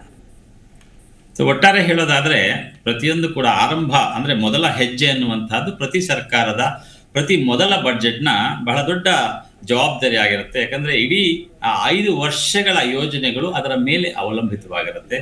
ಸೊ ಅದೊಂದು ದಿಕ್ಸೂಚಿಯಾಗಿ ಹೆಚ್ಚು ಕಾರ್ಯನಿರ್ವಹಿಸಲಿಕ್ಕೆ ಅದು ಪೂರಕವಾಗುತ್ತೆ. ಸೊ ಈ ನಿಟ್ಟಿನಲ್ಲಿ ನಾನು ಆಗಲೇ ಬೆಳಗ್ಗೆ ಕಾರ್ಯಕ್ರಮದಲ್ಲಿ ಹೇಳಿದ ಹಾಗೆ ಶ್ರೀಸಾಮಾನ್ಯ ನಿರೀಕ್ಷೆ ಮಾಡಿದಂತಹ ಏನು ಸ್ಟ್ಯಾಂಡರ್ಡ್ ಡಿಡಕ್ಷನ್ಸ್ ಇರ್ಬೋದು. ಮೊದಲನೇದಾಗಿ ನಾನು ತೆರಿಗೆ ಬಗ್ಗೆ ಮಾತನಾಡ್ತೀನಿ. ಸ್ಟ್ಯಾಂಡರ್ಡ್ ಡಿಡಕ್ಷನ್ಸ್ ಇರ್ಬೋದು. ಸೊ ಅವನ ನಿರೀಕ್ಷಿತ ಮೊತ್ತ ಏನಿತ್ತು ಅದು ಫುಲ್ಫಿಲ್ ಆಗಿಲ್ಲ. ತುಂಬಾ ಜನ ಏನ್ ಅನ್ಕೊಂಡಿದ್ರು ಅಂದ್ರೆ 50,000ದಿಂದ 1 ಲಕ್ಷ ಮಾಡಬಹುದು ಅನ್ನುವಂತಹ ಒಂದು ನಿರೀಕ್ಷೆ ಇತ್ತು. ಎರಡನೇದು ಓವರ್ ಆಲ್ ಟ್ಯಾಕ್ಸ್ ಸ್ಲ್ಯಾಬ್ ನಾವು ನೋಡೋದಾದ್ರೆ ನ್ಯೂ ಟ್ಯಾಕ್ಸ್ ರೆಜಿಮ್ ಅಲ್ಲಿ ನಮಗೆ ಇದ್ದಂತಹ ಏನು ಬೆನಿಫಿಟ್ಸ್ ಇದೆ ಅದಕ್ಕೆ ಸಂಬಂಧಪಟ್ಟ ಹಾಗೆ ಅದೇನಾದ್ರು ಜಾಸ್ತಿ ಮಾಡ್ಬೋದಾ, ಅಥವಾ ಟ್ಯಾಕ್ಸ್ ಸೇವಿಂಗ್ಸ್ ಬಗ್ಗೆ ಅಂದ್ರೆ ಸೇವಿಂಗ್ಸ್ ಅನ್ನ ಅಥವಾ ಡಿಡಕ್ಷನ್ ನ ಹೆಚ್ಚು ಒತ್ತು ಕೊಡಬಹುದಾ ಅನ್ನುವಂತಹ ಒಂದಷ್ಟು ನಿರೀಕ್ಷೆಗಳೇನಿದ್ವು. ಸೊ ಅದು ಸ್ವಲ್ಪ ಮಟ್ಟಿಗೆ ಇದು ಈಡೇರಿರ್ತಕ್ಕಂಥದ್ದು ನಾವೀಗ ಮೇಲ್ನೋಟಕ್ಕೆ ನೋಡ್ತಾ ಇದ್ದೀವಿ. ಇದರ ಜೊತೆಗೆ ಮುಂದಿನ ದಿನಮಾನಗಳಲ್ಲಿ, ಯಾಕಂದ್ರೆ ಇವತ್ತು ಕಾಸ್ಟ್ ಆಫ್ ಲಿವಿಂಗು ಅಂದ್ರೆ ನಮಗೆ ನಮ್ಮ ವರಮಾನ ಹೆಚ್ಚಾಗ್ತಾ ಇದೆ, ಆದ್ರೆ ನಮ್ಮಲ್ಲಿ ಉಳಿತಾ ಇಲ್ಲ, ಮೊತ್ತ ನಮ್ಮಲ್ಲಿ ಉಳಿತಾ ಇಲ್ಲ, ಖರ್ಚುಗಳು ಜಾಸ್ತಿ ಆಗ್ತಾ ಇರೋದ್ರಿಂದ ಸೊ ಹೆಚ್ಚು ತೆರಿಗೆಯ ಹೊರೆ. ಅದರಲ್ಲೂ ಕೂಡ ಸ್ಯಾಲರಿ, ಈಗ 20 ಲಕ್ಷದ ಮೇಲೆ ಸ್ಯಾಲರಿ ತಗೊಳ್ಳುವಂತಹವ್ರು ಇರ್ಬೋದು, ಅಥವಾ 50 ಲಕ್ಷದ ಮೇಲೆ ಪರ್ ಆನಮ್ ತಗೊಳ್ತಕ್ಕಂಥವ್ರು ಇರ್ಬೋದು. ಇಂತಹವರ ಕಾಂಟ್ರಿಬ್ಯೂಷನ್ ನ್ಯಾಚುರಲಿ ಟ್ಯಾಕ್ಸ್ ಜಾಸ್ತಿನೇ ಇದೆ.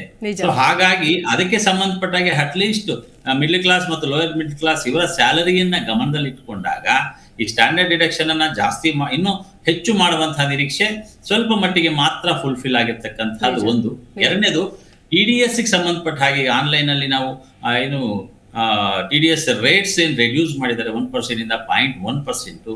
ಸೊ ಈ ತರದ್ದು ಏನಂದ್ರೆ ತುಂಬಾ ಜನ ಇವತ್ತು ಈ ಆನ್ಲೈನ್ ಮಾರ್ಕೆಟ್ ಅನ್ನ ಉಪಯೋಗಿಸಿಕೊಂಡು ತಮ್ಮ ಪ್ರಾಡಕ್ಟ್ಸ್ ಅನ್ನ ಪ್ಲಾಟ್ಫಾರ್ಮ್ ಮೂಲಕ ಸೇಲ್ ಮಾಡ್ತಕ್ಕಂಥದ್ದನ್ನ ನಾವು ನೋಡ್ತೀವಿ. ಅಂದ್ರೆ ಇ ಕಾಮರ್ಸ್ ಅನ್ನುವಂಥದ್ದು ಇವತ್ತು ಶ್ರೀ ಸಾಮಾನ್ಯನ ಬದುಕಿನ ಅವಿಭಾಜ್ಯ ಅಂಗ ಆಗಿರೋದ್ರಿಂದ ಸೊ ಒಂದು ಲೆಕ್ಕದಲ್ಲಿ ಆ ಒಂದು TDS ಲೆಸ್ಸರ್ TDS ಇರುವಂತಹದ್ದು ಇನ್ನಷ್ಟು ಉತ್ತೇಜನವನ್ನ ಮಾಡುವಂತಹದಕ್ಕೆ ಅದು ಸಪೋರ್ಟ್ ಆಗ್ತಾ ಹೋಗುತ್ತೆ.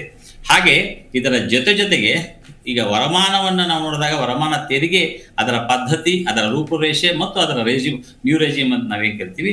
ಸೊ ಇದರಲ್ಲಿ ಇನ್ನೊಂದಷ್ಟು ಬದಲಾವಣೆಗಳನ್ನ ಮಾಡಿದ್ರೆ ಬಹುಶಃ ಇನ್ನೂ ಶ್ರೀಸಾಮಾನ್ಯನಿಗೆ ಹೆಚ್ಚಿನ ಅನುಕೂಲ ಆಗ್ತಿತ್ತು ಅನ್ನುವಂಥದ್ದು ಮೇಲ್ನೋಟಕ್ಕೆ ಇಮ್ಮಿಡಿಯೇಟ್ ಆಗಿ ನಾವು ಹೇಳ್ಬಹುದಾದಂತ ಒಂದು ವಿಚಾರ. ಓಕೆ ಸರ್, ಈಗ ಮಿಡಲ್ ಕ್ಲಾಸ್ ಅಂತ ಹೇಳ್ತೀವಿ. ಮಿಡಲ್ ಕ್ಲಾಸ್ ಅವ್ರಿಗೆ ಹೆಚ್ಚಿನದಾದಂತಹ ಈ ಬಾರಿ ಒಂದಷ್ಟು ರಿಲ್ಯಾಕ್ಸೇಷನ್ಸು, ರಿಲೀಫ್ಸು ಸಿಗುತ್ತೆ ಅನ್ನುವಂಥ ನಿರೀಕ್ಷೆ ಇತ್ತು. ಬಿಕಾಸ್ ನೀವು ಆಲ್ರೆಡಿ ಹೇಳ್ದಂಗೆ ನಮ್ಮ ಅರ್ನಿಂಗ್ಸ್ಗೂ ನಮ್ಮ ಒಂದು ಖರ್ಚಿಗೂ ವ್ಯತ್ಯಾಸ ಬಹಳ ಡಿಫ್ರೆನ್ಸ್ ಇದೆ, ಹ್ಯೂಜ್ ಡಿಫ್ರೆನ್ಸ್ ಇದೆ. ಅದ್ರ ಜೊತೆಗೆ ದರ ಏರಿಕೆ ಅಂದರೆ ಹಣದುಬ್ಬರ ಎಷ್ಟರ ಮಟ್ಟಿಗೆ ಆಗಿದೆ, ಅದ್ರ ಜೊತೆಗೆ ಬೆಲೆ ಏರಿಕೆ. ನಮ್ಮ ಅರ್ನಿಂಗ್ಸ್ ಅಷ್ಟು ಫಾಸ್ಟಾಗಿ ಜಾಸ್ತಿ ಆಗ್ತಾ ಇಲ್ಲ, ಬಟ್ ಬೆಲೆ ಏರಿಕೆಗಳು ಅಷ್ಟೇ ಫಾಸ್ಟಾಗಿ ಆಗ್ತಾ ಇದೆ, ಅದು ಮ್ಯಾಚ್ ಆಗ್ತಾ ಇಲ್ಲ ಅಂತ. ಸೊ ಈ ನಿಟ್ಟಿನಲ್ಲಿ ಒಂದಷ್ಟು ದರ ಏರಿಕೆ ಇಳಿಕೆ ಯಾವ ರೀತಿ ಪರಿಣಾಮ ಬೀರುತ್ತೆ, ಎಸ್ಪೆಷಲಿ ಮಿಡಲ್ ಕ್ಲಾಸ್ ಆಗಿರ್ಬೋದು ಅಥವಾ ಲೋವರ್ ಮಿಡಲ್ ಕ್ಲಾಸ್ ಆಗಿರ್ಬೋದು ಇವ್ರ ಮೇಲೆ? ಈಗ ನಾವು ಆಲ್ರೆಡಿ ಮೊನ್ನೆ 53rd GST ಕೌನ್ಸಿಲ್ ಮೀಟಿಂಗ್ ನಲ್ಲಿ ಇಂಡೈರೆಕ್ಟ್ ಟ್ಯಾಕ್ಸ್ ಬಗ್ಗೆ ಒಂದಷ್ಟು ಬದಲಾವಣೆಗಳನ್ನ ತಂದಿದ್ನ ನಾವು ನೋಡಿದ್ದೇವೆ. ಹಾಗೆ ಇವತ್ತು ಈಗ pre budget last time interim budget ಅಲ್ಲಿ ಫೆಬ್ರವರಿಲಿ ಮಾಡಿದಾಗ ಸೊ ಅವರಿಗೆ ಸರ್ಕಾರ ಮತ್ತೆ ಹೊಸ ಸರ್ಕಾರ ರಚನೆ ಆಗುವಂತಹ ಸಾಧ್ಯತೆ ಇದ್ದದ್ದರಿಂದ ಅವತ್ತು ನಾವು ಹೆಚ್ಚಿನ ನಿರೀಕ್ಷೆಗಳನ್ನ ಇಟ್ಕೊಳ್ಳುವಂತಹ ಸಂದರ್ಭದಲ್ಲಿ ಇರಲಿಲ್ಲ. ಈಗ ಇದು ಮೊದಲನೇ ಬಡ್ಜೆಟ್ ಆಗಿರೋದ್ರಿಂದ, ಈ ಅವಧಿಯ ಮೊದಲನೇ ಬಡ್ಜೆಟ್ ಆಗಿರೋದ್ರಿಂದ ಒಂದಷ್ಟು ನಿರೀಕ್ಷೆಗಳು ಹೆಚ್ಚಾಗಿದ್ವು. ಕಾರಣ ಇವತ್ತು ನಾವು ಕಾಸ್ಟ್ ಆಫ್ ಲಿವಿಂಗು ಮತ್ತೆ ನಮಗ್ ಬರುವಂತಹ ವರಮಾನ, ಬೆಂಗಳೂರಿನಂತಹ ನಗರಗಳಲ್ಲಿ ಬಾಡಿಗೆಗಳು ಅಥವಾ ಈವನ್ ಟೂ ಟೈರ್ ಸಿಟೀಸ್ ಅಲ್ಲಿ ಕೂಡ ನಾವು ಬಾಡಿಗೆಗಳು ನೋಡಿದ್ರೆ ಯಾವುದು ಕೂಡ ಕಡಿಮೆ ಏನಿಲ್ಲ. ಶ್ರೀಸಾಮಾನ್ಯನಿಗೆ ಏನಾಗಿದೆ, ಬದುಕಿನ ದೈನಂದಿನ ಬದುಕಿಗೆ ಬೇಕಾದಂತಹ ಅಂದ್ರೆ ಆತನ ಬದುಕಿಗೆ ಬೇಕಾದಂತಹ ಮಿನಿಮಮ್ ಫೆಸಿಲಿಟೀಸ್ ಏನಂತ ಕರಿತೀವಿ, ಅದನ್ನ ಅವನು ಪಡ್ಕೊಳ್ಬೇಕಾದ್ರೆ ತನ್ನ ಬದುಕಿನ ಏನು ಪ್ರತಿ ತಿಂಗಳ ಒಂದು ಮಾಸಿಕ ವರಮಾನ ಇರುತ್ತೆ ಅದರ ಬಹುತೇಕ ಹಣವನ್ನ ಅವನು ವ್ಯಯ ಮಾಡ್ಲೇಬೇಕಾಗತ್ತೆ. ಯಾಕಂದ್ರೆ ಇವತ್ತು ನಾವು ಎಜುಕೇಶನ್ ಕೊಡ್ಬೇಕಾದ್ರೆ ಒಳ್ಳೆ ಸ್ಕೂಲೇ ಬೇಕು ಅನ್ನುವಂಥದ್ದು ನಮ್ಮ ಇಚ್ಛೆ ಆಗಿರುತ್ತೆ. ಹಾಗೆ ನಮ್ಮ ಮಿನಿಮಮ್ ಒಂದು 2 ವೀಲರ್ ಅಥವಾ 4 ವೀಲರ್ ಎಲ್ಲವೂ ಕೂಡ ಲೋನ್ ನಲ್ಲಿ ಅವೈಲೇಬಲ್ ಇರುತ್ತೆ. ನಾವು ಕಮಿಟ್ ಆಗ್ಬಿಡ್ತೀವಿ, ಆದ್ರೆ ಆ ಕಮಿಟ್ಮೆಂಟ್ ನ ಫುಲ್ಫಿಲ್ ಮಾಡ್ಕೊಳ್ಳೋ ಕಡೆ ನಾವು ಸೋಲ್ತಾ ಇದ್ದೀವಿ. ಹಾಗಾಗಿನೇ ಶ್ರೀಸಾಮಾನ್ಯರು, ಅದರಲ್ಲೂ ಕೂಡ ಮಿಡ್ಲ್ ಕ್ಲಾಸ್ ಮತ್ತು ಲೋಯರ್ ಮಿಡ್ಲ್ ಕ್ಲಾಸು ಯಾಕೆ ಆರ್ಥಿಕ ಹೊರೆಯನ್ನ, ಆರ್ಥಿಕ ಸಮಸ್ಯೆಯನ್ನು ಎದುರಿಸ್ತಾರೆ ಅಂದ್ರೆ ನಮಗ್ ಬೇಕಾಗಿರ್ತಕ್ಕಂತಹ ಮಿನಿಮಮ್ ಫೆಸಿಲಿಟೀಸ್ ನ ನಾವು ಪ್ರೊವೈಡ್ ಮಾಡ್ಕೊಳ್ಬೇಕಾದ್ರೆ ಒಂದಷ್ಟು ಹೆಚ್ಚಿನ ಅವಧಿಯಲ್ಲಿ ನಾವು ಕೆಲಸ ಮಾಡ್ಬೇಕಾಗತ್ತೆ, ಅಥವಾ ಆ ರೆವಿನ್ಯೂನ ಆ ಒಂದು ಲಾಸ್ ನಾವು ಫುಲ್ಫಿಲ್ ಮಾಡ್ಬೇಕಾದ್ರೆ ಅಥವಾ ಒಂಚೂರು ಸೇವಿಂಗ್ಸ್ ಮಾಡ್ಬೇಕು ಅಂದ್ರೆ ನಾವು ಬಹಳ ಶ್ರಮ ಪಡ್ಬೇಕಾಗತ್ತೆ, ತುಂಬಾ ಕ್ಯಾಲ್ಕುಲೇಟ್ ಮಾಡ್ಬೇಕಾಗತ್ತೆ, ತುಂಬಾ ಪ್ಲಾನ್ ಮಾಡ್ಬೇಕಾಗತ್ತೆ. ಹಾಗಾಗಿ ಆ ನಿಟ್ಟಿನಲ್ಲಿ ಇವತ್ತಿನ ಬಡ್ಜೆಟ್ ಇನ್ನೊಂದಷ್ಟು ನಿರೀಕ್ಷೆಗಳನ್ನ ಸಾಫಲ್ಯ ಮಾಡಿದ್ರೆ ಬಹಳ ಚೆನ್ನಾಗಿರ್ತಿತ್ತು ಅಂತ ಅನ್ಸುತ್ತೆ. ಓಕೆ ಸರ್, ಈಗ ಇನ್ನೊಂದು ಮೇನ್ ಪಾಯಿಂಟ್, ಯಾಕಂದ್ರೆ ನಿಮ್ಮನ್ನ ಕಳಿಸ್ಕೊಡೋ ದೃಷ್ಟಿಯಿಂದ ನಿಮ್ಮನ್ನೇ ಮಾತನಾಡಿಸ್ತಾ ಇದ್ದೀನಿ, ನಾನು ಮತ್ತೆ ಬರ್ತೀನಿ ನಂತರದಲ್ಲಿ ನಿಮ್ಮೆಲ್ಲರಿಗೂ ಕೂಡ. ಸರ್, ಈಗ ಸ್ಕಿಲ್ ಡೆವಲಪ್ಮೆಂಟ್ಗೆ ಹೆಚ್ಚಿನ ಆದ್ಯತೆ, ಉದ್ಯೋಗ ಕೊಡಿಸಿಕೊಡುವಲ್ಲಿ 5 ಹೊಸ ಯೋಜನೆಗಳನ್ನು ಕೂಡ ರೂಪಿಸಿದ್ದಾರೆ. ಸೊ ಇದು ಉದ್ಯೋಗ ಸೃಷ್ಟಿಸುವಲ್ಲಿ ಎಷ್ಟು ಪ್ರಮುಖ ಪಾತ್ರ ವಹಿಸುತ್ತೆ ಅಂತ ನೋಡಿ, ನಾವು ವಿದೇಶಿಗಳನ್ನ ನಾವು ನೋಡಿದಾಗ ಒಂದಷ್ಟು ಎಕ್ಸಾಂಪಲ್ಸ್ ತೆಗೆದುಕೊಂಡ್ರೆ ಅಲ್ಲಿ ಈ ಸ್ಕಿಲ್ಸ್ಗೆ ಅಂದ್ರೆ ಈ ಯಾರು ಯಾವುದರಲ್ಲಿ ಪ್ರಾವೀಣ್ಯತೆಯನ್ನ ಪಡ್ಕೊಂಡಿದ್ದಾರೆ ಅಂತ ನೋಡೋದಕ್ಕೆ ಬಹಳ ಹೆಚ್ಚು ಒತ್ತು ಕೊಡ್ತಾರೆ. ಹಾಗೆ ನಮ್ಮ ಇಂಡಿಯಾದಲ್ಲೂ ನೀವು ನೋಡ್ತಾ ಇದ್ರೆ ಈಗ ಸ್ಕಿಲ್ ಇಂಡಿಯಾ ಈ ತರದ್ದೆಲ್ಲ ನಾವು ನೋಡಿದಾಗ ಸೊ ಮೊದಲು ಆರಂಭದಲ್ಲಿ 2014 ಆನ್ವರ್ಡ್ಸ್ ಅನ್ನ ನಾವು ನೋಡೋದಾದ್ರೆ ಮೇಕ್ ಇನ್ ಇಂಡಿಯಾ ಇಂದ ಮೊದಲುಗೊಂಡು ಇವತ್ತಿನ ಸ್ಕಿಲ್ ಇಂಡಿಯಾವರೆಗೂ ಕೂಡ ಪ್ರತಿಯೊಂದು ಕ್ಷೇತ್ರದಲ್ಲೂ ನಮ್ಮ ಯುವ ಪೀಳಿಗೆಯಲ್ಲಿರ್ತಕ್ಕಂತಹ ನೈಪುಣ್ಯತೆಯನ್ನ ಹೊರಗೆ ಹಚ್ಚಬೇಕು, ಅವರಿಗೆ ಅವಕಾಶಗಳನ್ನ ಕೊಡಬೇಕು, ಅವರಿಗೆ ಪ್ರೋತ್ಸಾಹವನ್ನ ಕೊಡಬೇಕು, ಅವರಿಗೆ ಉತ್ತೇಜನವನ್ನು ಕೊಡಬೇಕು ಅನ್ನುವಂತಹ ದೃಷ್ಟಿಯಿಂದ ಪ್ರತಿ ಸಲವೂ ಕೂಡ ಈ ಒಂದು ಕೌಶಲ್ಯಾಭಿವೃದ್ಧಿಗೆ ಹೆಚ್ಚಿನ ಒತ್ತನ್ನ ಕೊಡ್ತಾ ಇದ್ದಾರೆ. ಇದರಿಂದ ಏನಾಗುತ್ತೆ, ಸ್ವ ಉದ್ಯೋಗ ಅಥವಾ ನಮ್ಮಲ್ಲಿರ್ತಕ್ಕಂತಹ ಸ್ಕಿಲ್ ಅನ್ನ ಡೆವಲಪ್ ಮಾಡಿಕೊಂಡು ನಾವು 4 ಜನಕ್ಕೆ ಉದ್ಯೋಗವನ್ನ ಕೊಡಬಹುದು ಅನ್ನುವಂತಹ ನಿಟ್ಟಿನಲ್ಲಿ ಪ್ರತಿಯೊಬ್ಬ ಒಂದು ನೈಪುಣ್ಯತೆಯನ್ನು ಹೊಂದಿರತಕ್ಕಂತಹ ಯುವಕ ಯುವತಿಯರಿಗೆ ಇದು ಹೆಚ್ಚು ಪ್ರಾಶಸ್ತ್ಯವನ್ನ ಕೊಟ್ಟ ಹಾಗಾಗತ್ತೆ. ಮತ್ತು ಅದರಲ್ಲೂ ನಾವು ಆಲ್ರೆಡಿ ನೋಡೋ ಹಾಗೆ MSME ಸೆಕ್ಟರ್ ಮೂಲಕ ಅಥವಾ ನಮ್ಮಲ್ಲಿ ಇರ್ತಕ್ಕಂತಹ ನೈಪುಣ್ಯತೆಯನ್ನ ಹೊರಗೆ ಹಚ್ಚಲಿಕ್ಕೆ ಒಂದು ಫಿನಾನ್ಷಿಯಲಿ ಮೋಟಿವೇಟ್ ಮಾಡ್ಲಿಕ್ಕೆ ಇನ್ನೊಂದಷ್ಟು ಸಪೋರ್ಟ್ ಅನ್ನ ಕೊಡ್ತಾ ಇರ್ತಕ್ಕಂಥದ್ದು ಈಗ ಆಲ್ರೆಡಿ ನಾವು ನೋಡ್ತಾ ಇದ್ದೇವೆ. ಸೊ ಈ ನಿಟ್ಟಿನಲ್ಲಿ ಇದು ಒಂದಷ್ಟು ಉದ್ಯೋಗ ಸೃಷ್ಟಿಯ ಜೊತೆಗೆ ನಮ್ಮ ನೈಪುಣ್ಯಗಳನ್ನ ಇನ್ನೊಂದಷ್ಟು ಜಗತ್ತಿಗೆ ತೋರಿಸ್ಕೊಡ್ಲಿಕ್ಕೆ ಅದು ಒಂದಷ್ಟು ಸಪೋರ್ಟ್ ಮಾಡುತ್ತೆ ಅನ್ನೋದ್ರಲ್ಲಿ ಬಹುಶಃ ನಾವು ಅದರಲ್ಲಿ ಹೆಚ್ಚು ಸಾಫಲ್ಯವನ್ನ ಕಾಣ್ತೀವಿ ಅಂತ ಅನ್ಸುತ್ತೆ. ಓಕೆ. ಇನ್ನು MNC ಕಂಪನಿಗಳು ಅಂದರೆ ಈಗ ಕೈಗಾರಿಕೀಕರಣ ಅಥವಾ ಕೈಗಾರಿಕಾ ವಲಯಕ್ಕೆ ಹೆಚ್ಚಿನ ಆದ್ಯತೆ ಸಿಕ್ಕಿದೆ ಅನ್ನೋದು, ಎಲ್ಲರೂ ಅಂದ್ಕೊಂಡಿದ್ರು ಒಂದಷ್ಟು ಇನ್ಫ್ರಾಸ್ಟ್ರಕ್ಚರು ಅಥವಾ ಯೋಜನೆಗಳ ಜೊತೆಗೆ ಈ ಕೈಗಾರಿಕೆಗಳನ್ನು ಅಭಿವೃದ್ಧಿ ಮಾಡೋದಕ್ಕೆ ಅಥವಾ MSME ಆಗಿರ್ಬೋದು ಈ ಕಡೆ ಒತ್ತು ಕೊಡ್ತಾರೆ ಅಂತ. ಸೊ ಆಸ್ ಯೂಶುವಲ್ ಆ ಕಡೆ ಒಂದಷ್ಟು ಹೆಚ್ಚಿನ ಒತ್ತು ಕೊಟ್ಟಿರೋದ್ರಿಂದ ಬೇರೆ ಭಾಗಗಳು ನಿರ್ಲಕ್ಷ್ಯಕ್ಕೊಳಗಾಗುತ್ತಾ ಅಥವಾ ಹೇಗೆ, ಏನು ಹೇಳ್ತೀರಿ ಇದ್ರ ಬಗ್ಗೆ? ಬೇಸಿಕಲಿ ಭಾರತ ಕೃಷಿ ಪ್ರಧಾನ ದೇಶ. ಕೃಷಿ ಮತ್ತು ಕೈಗಾರಿಕೆ ನಮ್ಮ ಭಾರತದ ಅಭಿವೃದ್ಧಿಗೆ ಬಹಳ ತನ್ನದೇ ಆದ ವಿಶೇಷವಾದಂತಹ ಒಂದು ಕಾಂಟ್ರಿಬ್ಯೂಷನ್ ಅನ್ನ ಕೊಡ್ತಾ ಬಂದಿರ್ತಕ್ಕಂಥದ್ದು. ಒಂದು ಕೃಷಿ, ರೈತ ಬಹಳ ಮುಖ್ಯ. ಎರಡನೇದು ಕೈಗಾರಿಕೆಗಳು. ಈ ಕೈಗಾರಿಕೆಗಳು ಏನಿದೆ ಈಗ ಗುಡಿ ಕೈಗಾರಿಕೆಗಳಿಂದ ಮೊದಲುಗೊಂಡು ಬೃಹತ್ ಕೈಗಾರಿಕೆಗಳವರೆಗೂ ಕೂಡ ಸೊ ಸರ್ಕಾರ ಕೊಡ್ತಕ್ಕಂತಹ ಏನು ಸಪೋರ್ಟ್ ಇದೆ, ಸೊ ಏನು ಉತ್ತೇಜನ ಇದೆ, ಇವೆಲ್ಲವೂ ಕೂಡ ಉದ್ಯೋಗ ಸೃಷ್ಟಿಯಿಂದ ಆಮದು ರಫ್ತು ಇರಬಹುದು ಅಥವಾ ಓವರ್ ಆಲ್ ಈ ಎಕಾನಮಿ ಡೆವಲಪ್ಮೆಂಟ್ಗೆ ಅದು ಹೆಚ್ಚು ಒತ್ತನ್ನ ಕೊಡುತ್ತೆ ಮತ್ತು ಹೆಚ್ಚು ಸಪೋರ್ಟ್ ಅನ್ನ ಮಾಡ್ತಾ ಹೋಗುತ್ತೆ. ಹಾಗಾಗಿ ಒಂದು ಕಿರು ಉದ್ಯಮಗಳು ಅಥವಾ ಕಿರು ಉದ್ಯಮಿಗಳು MSME ಸೆಕ್ಟರ್ ಇರಬಹುದು ಅಥವಾ ಬೃಹತ್ ಕೈಗಾರಿಕೆಗಳಿರಬಹುದು, ಎರಡೂ ಸೈಮಲ್ಟೇನಿಯಸ್ ಆಗಿ ನಡ್ಕೊಂಡು ಹೋಗ್ತಿದ್ರೆ ಸೊ ಒಂದು ದೇಶ ಆರ್ಥಿಕವಾಗಿ ಅಭಿವೃದ್ಧಿ ಹೊಂದಲಿಕ್ಕೆ ಅದು ಹೆಚ್ಚು ಸಪೋರ್ಟ್ ಆಗತ್ತೆ ಮತ್ತು ಅದಕ್ಕೆ ಹೆಚ್ಚು ಉತ್ತೇಜನವನ್ನ ಕೊಟ್ಟ ಹಾಗಾಗತ್ತೆ. ಇದರ ಜೊತೆಗೆ ಕೃಷಿ ವಲಯವೂ ಕೂಡ ಅಷ್ಟೇ ಮುಖ್ಯ. ಕೃಷಿ ವಲಯಕ್ಕೂ ಕೂಡ ಉತ್ತೇಜನ ಕೊಡ್ತಕ್ಕಂಥದ್ದು ಕೂಡ ಅಷ್ಟೇ ಮುಖ್ಯ. ಸೊ ಎರಡನ್ನ ಕಂಪೇರ್ ಮಾಡೋದಾದ್ರೆ ಕೃಷಿ ಮತ್ತು ಕೈಗಾರಿಕೆ ಬಹಳ ಅಭಿವೃದ್ಧಿಯತ್ತ ನಿರಂತರವಾಗಿ ಒಂದು ಅಭಿವೃದ್ಧಿಯ ಪಥದಲ್ಲಿ ಮತ್ತು ಹೊಸ ಆವಿಷ್ಕಾರಗಳ ಮೂಲಕ ಮುಂದೆ ಸಾಗ್ತಾ ಇದ್ರೆ ಅದು ಖಂಡಿತ ಒಂದು ಎಕಾನಮಿ ಮೇಲೆ ಬಹಳ ದೊಡ್ಡ ಪರಿಣಾಮ ಬೀರುತ್ತೆ. ಆ ಪರಿಣಾಮದಿಂದ ನಮ್ಮ GDP ಇರ್ಬೋದು ಅಥವಾ over all development of the nation ಬಹಳ ಮುಖ್ಯ ಆಗುತ್ತೆ, ಅದಕ್ಕೆ ಸಪೋರ್ಟ್ ಆಗ್ತದೆ. ಓಕೆ ಸರ್, ಈಗ ಈ ಲಾಸ್ಟ್ ಕೊನೆ ಅಂತಿಮವಾದ ಪ್ರಶ್ನೆ ಏನು ಅಂದರೆ, ಚೀನಾ ಮಾಡೆಲ್ ಕಳೆದ 30 ವರ್ಷದ ಒಂದು ಚೀನಾ ಮಾಡೆಲ್ ಏನಿದೆ ಅದರ ಒಂದು ಆಧಾರವಾಗಿ ಈ ಒಂದು ಬಜೆಟ್ ಇರಲಿದೆ ಅಂತ, ಬಟ್ ಇದಕ್ಕೆ ಪೂರಕವಾಗಿ ಇದೆ ಅಂತ ಅನ್ಸುತ್ತೆ ಸರ್? ಏನು ಹೇಳ್ತೀರಿ? ಬದಲಾವಣೆಗಳನ್ನು ಆ ನಿಟ್ಟಿನಲ್ಲಿ ತೆಗೆದುಕೊಂಡಿದ್ದಾರೆ ಎರವಲು ಅಂತ ಅನ್ಸುತ್ತಾ? ಈಗ ನಾವು ನೋಡೋದಾದ್ರೆ 2047 ವಿಕಸಿತ ಭಾರತ ಅಂದ್ರೆ ಈ ಒಂದು ದೃಷ್ಟಿಯನ್ನ ಇಟ್ಟುಕೊಂಡು ಸಾಕಷ್ಟು ಯೋಜನೆಗಳನ್ನ ಕಳೆದ 10 ವರ್ಷದಲ್ಲಿ ಯೋಜನೆಗಳನ್ನ ರೂಪಿಸಿರ್ತಕ್ಕಂಥದ್ದು ಒಂದು ಕಡೆ. ಎರಡನೇದು ಈ ಮೋದಿ 3.0 ಅಂತ ನಾವೇನ್ ಕರಿತೀವಿ. ಸೊ ಈ ಸಂದರ್ಭದಲ್ಲಿ ಈಗಿರ್ತಕ್ಕಂತಹ ಅವಕಾಶಗಳಲ್ಲಿ ಎಷ್ಟರ ಮಟ್ಟಿಗೆ what best we can do ಅನ್ನುವಂತಹದಕ್ಕೆ ಸೊ ನಿರೀಕ್ಷೆಗಳು ಸಹಜವಾಗಿ ಹೆಚ್ಚಿತ್ತು. ಆ ನಿರೀಕ್ಷೆಗಳ ಜೊತೆಗೆ when it comes to the reality ಅಥವಾ ಗ್ರೌಂಡ್ ರಿಯಾಲಿಟಿ ಅಂತ ನಾವೇನ್ ಕರಿತೀವಿ, ವಾಸ್ತವದಲ್ಲಿ ಯಾವುದನ್ನ ಹೆಚ್ಚು ಮಾಡ್ಲಿಕ್ಕೆ ಸಾಧ್ಯವಾಗತ್ತೆ, ವಾಸ್ತವದಲ್ಲಿ ಯಾವುದಕ್ಕೆ ಹೆಚ್ಚು ಒತ್ತು ಕೊಡ್ಲಿಕ್ಕೆ ಸಾಧ್ಯ ಆಗತ್ತೆ ಅನ್ನೋದನ್ನ ಕೂಡ ನಾವು ಯೋಚನೆ ಮಾಡಬೇಕು. ಯಾಕಂದ್ರೆ ಒಂದು ರೆವಿನ್ಯೂ, ಒಂದು 100 ರೂಪಾಯಿ ರೆವಿನ್ಯೂ ಬರುತ್ತೆ ಅನ್ನೋದಾದ್ರೆ ಸೊ ಅದನ್ನ ನಾವು ಎಕ್ಸ್ಪೆಂಡಿಚರ್ ಆಗಿ ಹೇಗೆ ನಾವು ಕನ್ವರ್ಟ್ ಮಾಡಬಹುದು, ಮತ್ತೆ ಎಲ್ಲೂ ಕೂಡ ಮೈನಸ್ ಆಗದಾಗಿ ಹೇಗೆ ನೋಡ್ಕೋಬೇಕಾಗತ್ತೆ, ಮತ್ತೆ ಏನಾದರೂ ಗ್ಯಾಪ್ಸ್ ಇದ್ರೆ ಹೇಗೆ ಫುಲ್ಫಿಲ್ ಮಾಡಬೇಕಾಗತ್ತೆ. ಸೊ ಇವೆಲ್ಲವೂ ಪ್ಲಾನಿಂಗ್ ಬಹಳ ಮುಖ್ಯ. ಹಾಗಾಗಿ ಬಹುಶಃ ಇದು ಈ ಸಾರಿಯ ಮೊದಲನೇ ಬಡ್ಜೆಟ್ ಆಗಿರೋದ್ರಿಂದ ಮುಂದಿನ ಇನ್ನಷ್ಟು ನಿರೀಕ್ಷೆಗಳು ಮುಂದಿನ ಬಡ್ಜೆಟ್ ನಲ್ಲಿ ಆತರ ನಾವು ಎಕ್ಸ್ಪೆಕ್ಟ್ ಮಾಡಬಹುದು ಅನ್ಸುತ್ತೆ. ಯಾಕಂದ್ರೆ ಅವ್ರಿಗೂ ಕೂಡ ಒಂದಷ್ಟು ಈಗ ಆಲ್ರೆಡಿ ನಾವು ನೋಡ್ತೀವಿ GST ಕಲೆಕ್ಷನ್ಸ್ ಇರ್ಬೋದು ಅಥವಾ ಡೈರೆಕ್ಟ್ ಟ್ಯಾಕ್ಸ್ ಕಲೆಕ್ಷನ್ಸ್ ಇರ್ಬೋದು. ಸೊ ನಿರೀಕ್ಷೆಯನ್ನ ಮೀರಿ ಮುಟ್ತಾ ಇದೆ. ಅಂದ್ರೆ people are ready to pay the tax, there is no doubt. ಈಗ GSTನೂ ಕಟ್ತಿದ್ದಾರೆ, ಇನ್ಕಮ್ ಟ್ಯಾಕ್ಸ್ ಕಟ್ತಾರೆ, ಅಂದ್ರೆ ಜನ ರೆಡಿ ಇದ್ದಾರೆ. ಆದ್ರೆ ಬಂದಂತಹ ರೆವಿನ್ಯೂ ಎಷ್ಟರ ಮಟ್ಟಿಗೆ ಸಕ್ಸಸ್ಫುಲ್ ಆಗಿ ಈ ದೇಶದ ಅಭಿವೃದ್ಧಿಗೆ ಪೂರಕವಾಗಿ ಅದು ಸಪೋರ್ಟ್ ಆಗತ್ತೆ, ಎಷ್ಟರ ಮಟ್ಟಿಗೆ ಅದು ಖರ್ಚಾಗಿ ಮತ್ತೆ ಶ್ರೀಸಾಮಾನ್ಯನಿಗೆ ಆ ಫೆಸಿಲಿಟೀಸ್ ಸಿಗುತ್ತೆ ಅನ್ನೋದಿದೆಯಲ್ಲ, so that is the need of the hour. ಅದು ಬಹಳ ಮುಖ್ಯವಾಗಿ ಎಲ್ಲರೂ ಕೂಡ ನಿರೀಕ್ಷೆ ಮಾಡ್ತಾ ಇದ್ದಾರೆ. Yes thank you Prabhakar sir, ನಮ್ಮ ಜೊತೆಗೆ ಜಾಯ್ನ್ ಆಗಿದ್ರಿ, ಸಾಕಷ್ಟು ವಿಚಾರಗಳನ್ನ ಹಂಚ್ಕೊಂಡಿದ್ದೀರಿ. Thank you so much. Vijendra ಅವರು ಆಸ್ ಎಕನಾಮಿಸ್ಟೇ ಹೇಳಿದ್ರು, ನಿರೀಕ್ಷಿತವಾದ ಬಜೆಟ್ ಇದಾಗಿಲ್ಲ, ಅನೇಕ ನಿರೀಕ್ಷೆಗಳಿತ್ತು. ಅದರಲ್ಲೂ ಲೋವರ್ ಮಿಡಲ್ ಕ್ಲಾಸ್ ಫ್ಯಾಮಿಲಿ ಮತ್ತು ಬಡವರು ಅಂದರೆ ಒಂದಷ್ಟು ಏನೋ ಒಂದು ಯೋಜನೆಗಳು ಅವರಿಗೋಸ್ಕರ ಇರುತ್ತೆ ಅನ್ನುವಂಥ ಒಂದು ನಿರೀಕ್ಷೆಗಳಿತ್ತು, ಬಟ್ ಅದು ಫುಲ್ಫಿಲ್ ಆಗಿಲ್ಲ. ಅಂದರೆ ಇದು ಕಂಪ್ಲೀಟ್ಲಿ ಎಕಾನಮಿ ತಾನೇ ಹೆಚ್ಚು ಕಾನ್ಸಂಟ್ರೇಟ್ ಮಾಡಿದ್ದಾರೆ, ಈಗಿನ ಜ್ವಲಂತ ಸಮಸ್ಯೆಗಳ ಬಗ್ಗೆ ಅಷ್ಟಾಗಿ ತಲೆ ಕೆಡಿಸಿಕೊಂಡಿಲ್ಲ ಅನ್ನೋದು. ಏನು ಹೇಳ್ತೀರಿ ಇದಕ್ಕೆ? ಒಂದು ನಮ್ಮ ಆರ್ಥಿಕ ತಜ್ಞರು ಹೇಳ್ದಂಗೆ ಒಂದು ಸ್ಟ್ಯಾಂಡರ್ಡ್ ಡಿಡಕ್ಷನ್ನ ಒಂದು 50,000ಇಂದ 1 ಲಕ್ಷ ಎಕ್ಸ್ಪೆಕ್ಟ್ ಮಾಡಿದ್ವಿ ಅಂತ ಹೇಳಿದರು. ಬಟ್ ಅದು 75,000 ಬಂದಿದೆ. ಅದನ್ನು ನಿಮ್ಮ ಗಮನಕ್ಕೆ ತರಲಿಕ್ಕೆ ಇಷ್ಟಪಡ್ತೇನೆ. ಇದ್ರ ಜೊತೆಗೆ ಅವರೇ ಹೇಳಿದರು MSMEಗಳಿಗೆ ನಾವು ಹೆಚ್ಚು ಒತ್ತು ಕೊಡಬೇಕು ಅಂತ ಹೇಳ್ಬಿಟ್ಟು. ಸೊ ಈ ಒಂದು ನೀವು ಬಜೆಟ್ ನೋಡ್ಕೊಳೋದಾದರೆ ಒಂದು ಕೌಶಲ್ಯ ಅಭಿವೃದ್ಧಿಗೆ ಹಾಗೂ ಉದ್ಯೋಗಕ್ಕೆ ಹೆಚ್ಚು ಗಮನ ಕೊಟ್ಟಿದ್ದೇವೆ ನಾವು. ನೀವು ಒಂದು ನೋಡ್ತಾ ಬರ್ಬೋದು, 5 ಯೋಜನೆಗಳು ತಂದಿದ್ದೀವಿ ಒಂದು ಉದ್ಯೋಗ ಮತ್ತು ಕೌಶಲ್ಯ ಅಭಿವೃದ್ಧಿಗೆ ಸಂಬಂಧಪಟ್ಟಂಗೆ. 5 ವರ್ಷಗಳಲ್ಲಿ 1 ಕೋಟಿ ಯುವಕರಿಗೆ ಟಾಪ್ 500 ಕಂಪನಿಗಳಲ್ಲಿ ಇಂಟರ್ನ್ಶಿಪ್ ಪ್ರತಿ ತಿಂಗಳು ಅವರಿಗೆ 5,000 ರೂಪಾಯಿ ಕೊಡುವಂಥದ್ದು. ಜೊತೆಗೆ 1 ಬಾರಿ ಪ್ರೋತ್ಸಾಹ ಧನ 6,000 ರೂಪಾಯಿ ಕೊಡಬೇಕು ಅನ್ನೋದು ಒಂದು ಪ್ಲ್ಯಾನ್ ಇದೆ. ಸೊ ಇದ್ರ ನೆಕ್ಸ್ಟು ಮುಂದುವರೆದ ಭಾಗವಾಗಿ ಹೊಸದಾಗಿ ಯಾರು ಕೆಲಸಕ್ಕೆ ಸೇರ್ತಾರೆ ಅಂಥವ್ರಿಗೆ ಪ್ರೋತ್ಸಾಹಧನ ಒಂದು 15,000 ತನಕ ಒಂದು ಪ್ರೋತ್ಸಾಹಧನ ಕೊಡಬೇಕು ಅನ್ನೋದು ಒಂದು ಆಗಿದೆ.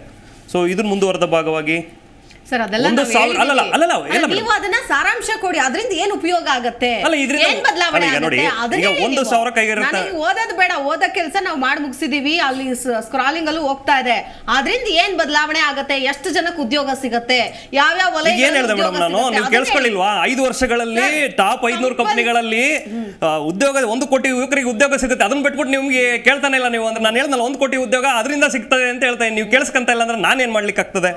ಕೇಳಿ, ನೀವು 1 ಕೋಟಿ ಅಂತ ನಾನು ಅವಾಗ್ಲೇನೆ ಮೆನ್ಷನ್ ಮಾಡಿ ಹೇಳಿದೀನಿ ಮೇಡಮ್. ಈಗ ನೋಡಿ ಸರ್ 2 ಕೋಟಿ ಅಂತ 10 ವರ್ಷದಿಂದನೂ ಹೇಳಿದ್ರು ಸರ್. ಆಗಿದೆ ಮೇಡಮ್, ಆಗಿದೆ. 2 ಕೋಟಿ ಇದು ಉದ್ಯೋಗ. ನೋಡಿ, ಇದು ಮುಂದುವರೆದ ಭಾಗವಾಗಿ ಇನ್ನು 5 ವರ್ಷದಲ್ಲಿ 1 ಕೋಟಿ ಮತ್ತೆ ಎಕ್ಸ್ಟ್ರಾ ಕೊಡ್ತಾ ಇರೋದು. ಇದ್ರ ಜೊತೆಗೆ 20 ಲಕ್ಷ ಯುವಕರಿಗೆ ಕೌಶಲ್ಯಾಭಿವೃದ್ಧಿ ಒಂದು ಸ್ಕಿಲ್ ಡೆವಲಪ್ಮೆಂಟ್ ಇದ್ರ ಅಂಡರಲ್ಲಿ ಅವರಿಗೆ ತರಬೇತಿ ಕೊಡ್ತಾ ಇದ್ದೀವಿ. 10 ಲಕ್ಷದವರೆಗೆ ಈ ವಿದ್ಯಾರ್ಥಿಗಳಿಗೆ ಸ್ಟಡಿ ಮಾಡಲಿಕ್ಕೆ ಲೋನ್ ಕೊಡ್ತಾ ಇದ್ದೇವೆ, ಇಂಡಿಯಾದಲ್ಲೇ ಸ್ಟಡಿ ಮಾಡಲಿಕ್ಕೆ. ಇದು ಮುಂದುವರೆದ ಭಾಗವಾಗಿ ನಿಮಗೆ ಇದಕ್ಕೆ ಬನ್ನಿ, ಕೈಗಾರಿಕೆ ವಲಯಕ್ಕೆ ಬನ್ನೋದಾದ್ರೆ ಮುದ್ರಾ ಲೋನ್ 10 ಲಕ್ಷ ಕೊಡ್ತಾ ಇತ್ತು, ಈಗ 20 ಲಕ್ಷಕ್ಕೆ ತೊಗೊಂಬಂದಿದೆ. ಅದನ್ನು ಸ್ವನಿಧಿ 10,000ದಿಂದ 5 ಲಕ್ಷದವರೆಗೂ ಕೊಡ್ತಾ ಇದ್ದೀವಿ. ಮತ್ತೆ 12 ನ್ಯಾಷನಲ್ ಇಂಡಸ್ಟ್ರಿಯಲ್ ಕಾರಿಡಾರ್ ತೊಗೊಂಬಂದಿದ್ವಿ. ಇದರಿಂದ ಉದ್ಯೋಗ ಜನರೇಷನ್ ಆಗೋದೇ ಇಲ್ವಾ? ಜೊತೆಗೆ MSMEಗೆ ಹೆಚ್ಚು ಒತ್ತು ಕೊಟ್ಟಿದ್ದೇವೆ ನಾವು. ಇದ್ರ ಜೊತೆಗೆ ಮುಂದುವರೆದ ಭಾಗವಾಗಿ ಈಗ ನರೇಂದ್ರ ಮೋದಿ ಅವರು ಹೇಳಿದಾಗೆ 1 ಡಿಸ್ಟ್ರಿಕ್ಟ್ 1 ಪ್ರಾಡಕ್ಟ್ ಅಂತ ತರ್ತಾ ಇದೀವಿ ಆತ್ಮನಿರ್ಭರ ಭಾರತ ಅಂಡರಲ್ಲಿ. ಸೊ ಇದೆಲ್ಲದು ನೀವು ನೋಡ್ಕೊಂತ ಬಂದಾಗ ಒಂದಷ್ಟು ನೆಕ್ಸ್ಟು ನಗರಾಭಿವೃದ್ಧಿಗೆ ಬನ್ನಿ. ನೆಕ್ಸ್ಟು ಅಲ್ಲಿ 1 ಕೋಟಿ ಬಡವರ ಮತ್ತು ಮಧ್ಯಮ ವರ್ಗದವರಿಗೆ PM ಆವಾಸ್ ಯೋಜನೆಯಲ್ಲಿ ಮನೆಗಳು ಕೊಡ್ತಾ ಇದ್ದೇವೆ. ನೆಕ್ಸ್ಟು 1 ಕೋಟಿ ಮನೆಗಳಿಗೆ ಉಚಿತ ವಿದ್ಯುತ್ ಕೊಡ್ತಾ ಇದ್ದೇವೆ. PM ಸೂರ್ಯ ಗೃಹ ಮುಫ್ತ್ ಬಿಜ್ಲಿ ಯೋಜನೆಯಲ್ಲಿ 1 ಕೋಟಿ ಜನಗಳಿಗೆ ಒಂದು ವಿದ್ಯುತ್ ಏನು ಪ್ಯಾನಲ್ಗಳಿದೆ, ಸೋಲಾರ್ ಪ್ಯಾನಲ್ ಅದು ಆಗ್ತಾ ಇದ್ದಾವೆ. ಅದು ಕಳೆದ ಬಾರಿ ಬಜೆಟ್ ಅಲ್ಲಿ ಹೇಳಿದ್ರಲ್ಲ ಸರ್, ಅದು ಈಗ ಮತ್ತೆ ಕಂಟಿನ್ಯೂ ಮಾಡಿದೆ ಅಂತ, ಹಳೆದು ಆಗಿದೆ ಅದು, ಮತ್ತೆ ಈ ಬಾರಿನೂ ಕಂಟಿನ್ಯೂ ಮಾಡ್ತಾ ಇದ್ದಾರೆ. ಮೂಲಭೂತ ಸೌಕರ್ಯಗಳಿಗೆ 11 ಲಕ್ಷ ಕೋಟಿ ಕೊಟ್ಟಿದ್ದಾರೆ. Okay fine. ಎಸ್ ದರ್ಶನ್ ಅವರೇ, ಒಂದು ಪಾಯಿಂಟ್ ಹೇಳ್ತೀನಿ. ರಾಜ್ಯಕ್ಕೇನು ಕೊಟ್ಟಿಲ್ಲ ಅಂತ, ರಾಜ್ಯಕ್ಕೇನು ಕೊಟ್ಟಿಲ್ಲ ಮೇಡಮ್, ನಾನು ಹೇಳ್ತಾ ಇದ್ದೀನಿ, ನೀವು ಕೇಳಿಸ್ಕೋಬೇಕು. ಒಂದು ನೋಡಿ, 1.5 ಲಕ್ಷ ಕೋಟಿ 1.5 ಲಕ್ಷ ಕೋಟಿ ರಾಜ್ಯಗಳಿಗೆ ಸಾಲ ಕೊಡ್ತೇವೆ, ನೋ ಇಂಟ್ರೆಸ್ಟ್ 50 ವರ್ಷಗಳಿಗೆ. ಇದನ್ನೇನು ನೀವು ಪಾಯಿಂಟ್ ಔಟೇ ಮಾಡಲ್ಲ, ವಿತೌಟ್ ಇಂಟ್ರೆಸ್ಟ್ ಕೊಡ್ತಾ ಇದ್ದೇವೆ. ಇದನ್ನ ಏನು ರಾಜ್ಯ ಕೊಡ್ತಿಲ್ಲ ಅಂತ ಹೇಳೋದಕ್ಕೆ ಹೇಳ್ತಾ ಇದ್ದೀನಿ ನಾನು ನಿಮಗೆ. ಇಲ್ಲ ಸರ್, ನನ್ನ ಪ್ರಶ್ನೆ ಏನಾಗಿತ್ತು ಅಂತಂದ್ರೆ, ಜ್ವಲಂತ ತುರ್ತು ಸಮಸ್ಯೆಗಳು ಅಂತ ಏನಿದೆ, ಬಡವರ ಹಸಿವಾಗಿರಬಹುದು, ಬೆಲೆ ಏರಿಕೆ ಆಗಿರ್ಬೋದು, ಹಣದುಬ್ಬರ ಆಗಿರ್ಬೋದು, ಸೊ ಈ ಆಯಾಮದಲ್ಲಿ ಇದು ಕೊಟ್ಟಿಲ್ಲ ಅಂತ ಹೇಳಲೇ ಇಲ್ಲ ಸರ್ ನಾನು. ಈ ಆಯಾಮದಲ್ಲಿ ಏನ್ ಕಾನ್ಸಂಟ್ರೇಷನ್ ಆಗಿದೆ ಅಂತ. ಎಸ್ ದರ್ಶನ್, ಈಗ 80 ಲಕ್ಷ ಕೋಟಿ ಜನಗಳಿಗೆ ಅಕ್ಕಿ ಕೊಡ್ತಾ ಇದ್ದೀವಿ ಮಾತಾಡ್ತೀನಿ. ಎಸ್ ದರ್ಶನ್ ನೋಡಿ, ಈಗ ಮಲ್ಲಿಕಾರ್ಜುನ್ ಖರ್ಗೆ ಅವರು ನಮ್ಮ ರಾಜ್ಯದಿಂದ ಮಂತ್ರಿ ಆಗಿದ್ರು. ಸೊ ಅವರು ಕಲ್ಯಾಣ ಕರ್ನಾಟಕಕ್ಕೆ 371 ಜೆ ತರೋದ್ರ ಮೂಲಕ ಅಲ್ಲಿಗೊಂದು ವಿಶೇಷ ಸ್ಥಾನಮಾನವನ್ನು ಕೊಟ್ಟರು. ಜೊತೆಗೆ ಅಲ್ಲೊಂದು ESI ಆಸ್ಪತ್ರೆಯನ್ನು ಕಟ್ಟಿಸಿದ್ರು. ಅಂದ್ರೆ ನಮ್ದೊಂದು ಸಾಕ್ಷಿ ಗುಡ್ಡೆ ಅಂತ ಒಂದು ಅವಕಾಶ ಅಂತ ಬಂದಾಗ ನಾವು ರಾಜ್ಯಗಳಿಗೆ ಏನಾದರೂ ಮಾಡ್ಬೇಕಂತ. ಇವತ್ತು ಇವರು ಬಜೆಟ್ನಲ್ಲಿ 25,000 ಕೋಟಿ ಬಿಹಾರಕ್ಕೆ ಕೊಟ್ಟಿದ್ದಾರೆ. ಜೊತೆಗೆ ಅಲ್ಲಿ ನೆರೆ ಬಂದಿದ್ದಕ್ಕೆ 11,500 ಕೋಟಿ ರೂಪಾಯಿ ಅಲ್ಲಿ ಘೋಷಣೆ ಮಾಡ್ತಾರೆ. ಜೊತೆಗೆ ಇಲ್ಲಿ ಆಂಧ್ರ ಪ್ರದೇಶಕ್ಕೆ ವಿಶೇಷ ಪ್ಯಾಕೇಜ್ನ ಘೋಷಣೆ ಮಾಡ್ತಾರೆ. ಯಾಕೆ ಕರ್ನಾಟಕಕ್ಕೆ ಯಾಕೆ ಮಲತಾಯಿ ಧೋರಣೆ? ನಾವು ಬೆಂಗಳೂರು ವರ್ತುಲ ರಸ್ತೆಗೆ 2,300 ಕೋಟಿ ರೂಪಾಯಿಯನ್ನು ಕೇಳಿದ್ವಿ. ಬೆಂಗಳೂರು ವರ್ತುಲ ರಸ್ತೆಗೆ 2,300 ಕೋಟಿಯನ್ನು ಕೊಡಿ ಅಂತ ಕೇಳಿದ್ವಿ. ಅದು ಈ ಬಜೆಟ್ನಲ್ಲಿ ಅನೌನ್ಸ್ ಆಗಿಲ್ಲ. 60 ಕಿಲೋಮೀಟರ್ ಸುರಂಗ ಮಾರ್ಗದ ಯೋಜನೆಗೆ ಸುಮಾರು 3,000 ಕೋಟಿ ಹಣವನ್ನು ಕೊಡಿ ಅಂತ ಕೇಳಿದ್ವಿ. ಅದು ಈ ಬಜೆಟ್ನಲ್ಲಿ ಘೋಷಣೆ ಆಗಿಲ್ಲ. ಕಳೆದ ಬಾರಿ ಭದ್ರಾ ಯೋಜನೆಗೆ 5,300 ಕೋಟಿ ಅಂತ ಘೋಷಣೆ ಮಾಡಿದ್ರು. ಆದರೆ ಅವತ್ತು ಕೊಡಲಿಲ್ಲ. ಇವತ್ತು ಅದ್ರ ಬಗ್ಗೆ ಒಂದು ಚೂರು ಚಕಾರ ಇತ್ತಾ ಇಲ್ಲ. ಬೆಂಗಳೂರು ಫೆರಿಫಿಲ್ ರಿಂಗ್ ರೋಡ್ಗೆ 3,000 ಕೋಟಿ ಅಂತ ಅವತ್ತು ಘೋಷಣೆ ಮಾಡಿದ್ರು, ಅವತ್ತು ಬರಲಿಲ್ಲ. ಇವತ್ತು ಅದ್ರ ಬಗ್ಗೆ ಚಕಾರ ಎತ್ತಾ ಇಲ್ಲ. ಬೆಂಗಳೂರು ಕೆರೆ ಅಭಿವೃದ್ಧಿಗೆ ಬೆಂಗಳೂರು ಎಲ್ಲದೂ ಆಗಿದೆ ಸರ್, ಎಲ್ಲದೂ ಆಗಿದೆ. ನೀವು ಮಧ್ಯ ಮಾತಾಡಿ ದಯವಿಟ್ಟು ಅದನ್ನ ಹೇಳ್ಬೇಕು. ಏನು ಕೆರೆಗಳ ಅಭಿವೃದ್ಧಿಗೆ ಒಂದ್ ನಿಮಿಷ ಕೆರೆಗಳ ಅಭಿವೃದ್ಧಿಗೆ ಕೊಡ್ಲಿಲ್ಲ. ಮೇಕೆದಾಟಿಗೆ ನಮಗೆ ಎನ್ವೈರನ್ಮೆಂಟ್ ಕ್ಲಿಯರೆನ್ಸ್ ಮಾಡಿಕೊಡಿ ಅನ್ನುವಂಥದ್ದನ್ನ ಬೇಡಿಕೆಯನ್ನು ನಾವು ಕೇಂದ್ರದ ಮುಂದೆನೆ ಇಟ್ಟಿದ್ದೀವಿ. ನಿಮ್ ದುಡ್ಡು ಬೇಡ ಸ್ವಾಮಿ, ನಿಮ್ ನಂಬ್ಕೊಂಡು ನಾವು ಏನೂ ಮಾಡಲ್ಲ. ಈ ಕರ್ನಾಟಕ ಏನೂ ಆಗಲ್ಲ. ಮೇಕೆದಾಟು ನಾವು ಬಂಡವಾಳ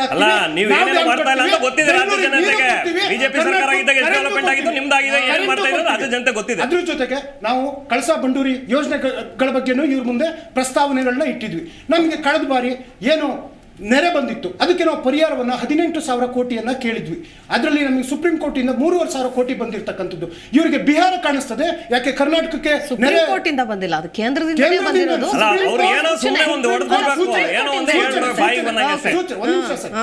ಆದ್ರೆ ಇವತ್ತು ಇವರಿಗೆ ಬಿಹಾರ ಕಾಣಿಸ್ತದೆ, ಯಾಕೆ ಕರ್ನಾಟಕದ ನೆರೆ ಬರೆ, ಇಲ್ಲಿಯ ಜನಗಳು, ಇಲ್ಲಿಯರು ಮನುಷ್ಯರು, ಈ ಒಕ್ಕೂಟ ವ್ಯವಸ್ಥೆನಲ್ಲಿ ನಾವು ಸೆಕೆಂಡ್ ಲಾರ್ಜೆಸ್ಟ್ ಟ್ಯಾಕ್ಸ್ ಪೇಯರ್ ಅನ್ನುವಂಥದ್ದು, ನಮ್ಮ ಹಣನ ನಮಗೆ ಕೊಡೋದಕ್ಕೆ ಅಥವಾ ನಮಗೊಂದು ಒಳ್ಳೆಯ ಯೋಜನೆಗಳನ್ನ ಘೋಷಣೆ ಮಾಡೋದಕ್ಕೆ ಇವ್ರ ಕೈಲಿ ಆಗ್ತಾ ಇಲ್ವಾ ಅಂತ. ಮತ್ತೆ ಗೋಕಾಕ್ ಫಾಲ್ಸಿಗೆ ಒಂದು ರೋಪ್ವೇ ತರ ಒಂದು ಯೋಜನೆ ಕೇಳಿದ್ವಿ, ಅದು ಸಹ ಇದರಲ್ಲಿ ಘೋಷಣೆ ಆಗಿಲ್ಲ. ನಿಮ್ದೇ ಟಿವಿನಲ್ಲಿ ಸುಮಾರು 2 ಗಂಟೆ ತನಕ ಪ್ರಸಾರ ಮಾಡಿದ್ವಿ, ಒಂದು ಬಾರಿ ಆದ್ರೂ ಕರ್ನಾಟಕ ಅಂತ ಹೆಸರು ಬಂತ ಮೇಡಮ್? ಓಕೆ ಫೈನ್, ಎಸ್ ಮಾತಾಡ್ತೀನಿ ಇದೇ ವಿಚಾರ. ಬೆಂಗಳೂರು ಕರ್ನಾಟಕ ಸಾಯ್ದ್ ಅವರು ಅಂದ್ರೆ ಈಗ ಕೇಂದ್ರ ನಾಯಕರಾಗಿದ್ದಾರೆ HD ಕುಮಾರಸ್ವಾಮಿ ಅವರು ಅಂತ ಅಂದಾಗ ಕರ್ನಾಟಕಕ್ಕೂ ಕೂಡ ಒಂದು ವಿಶೇಷ ಪ್ರಾತಿನಿಧ್ಯತೆ ಸಿಗುತ್ತೆ ಅನ್ನೋ ಒಂದು ನಿರೀಕ್ಷೆ ಇತ್ತು. ಯಾಕಂತಂದರೆ ಕೈಗಾರಿಕಾ ಮಂತ್ರಿ ಬೇರೆ ಆಗಿದ್ದಾರೆ, ವಿಶೇಷವಾಗಿ ಕೈಗಾರಿಕೆಗಳಿಗೆ ಒತ್ತು ಕೊಡೋದು, ಅದ್ರ ಜೊತೆಗೆ ವಿಶೇಷ ಯೋಜನೆಗಳನ್ನು ಘೋಷಣೆ ಮಾಡಿದ್ದಾರೆ. ಸೊ ಕರ್ನಾಟಕಕ್ಕೆ ಒಂದೆರಡು ಯೋಜನೆಗಳು ಸಿಗುತ್ತೆ ಅನ್ನೋ ನಿರೀಕ್ಷೆ ಇತ್ತು ಜನರಲ್ಲಿ. ಸಹಜವಾಗಿ ಈಗ ನಿತೀಶ್ ಕುಮಾರ್ ಆಗಿರ್ಬೋದು, ಚಂದ್ರಬಾಬು ನಾಯ್ಡು ಅವರು ಹೇಗೆ ಡಿಮ್ಯಾಂಡ್ ಮಾಡಿ ತೆಗೆದುಕೊಂಡಿದ್ದಾರೋ ಹಾಗೇನೆ ನೀವು ಕೂಡ ಮೈತ್ರಿಯ ಒಂದು ಭಾಗ JDS. ಆ ಮೈತ್ರಿಯ ಅತಿದೊಡ್ಡ ಪ್ರಬಲ ನಾಯಕ ಅಂದರೆ HD ಕುಮಾರಸ್ವಾಮಿ ಅವರು ಒಂದು ಉತ್ತಮ ಖಾತೆಯನ್ನು ನಿರ್ವಹಿಸ್ತಾ ಇದ್ದಾರೆ.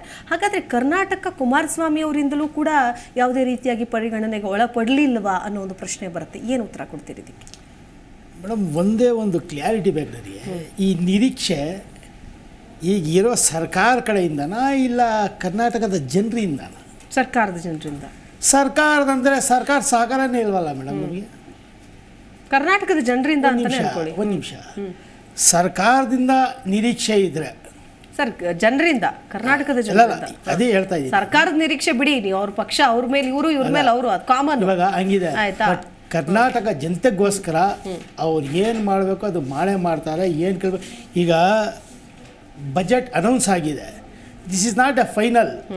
ಇಷ್ಟೇ, ಇದು ಮುಗಿದೋಯ್ತು, ಇದ್ರ ನಂತರ ಏನು ಆಗಲ್ಲ ಅಂತ ಏನು ಹೇಳೋಲ್ಲ.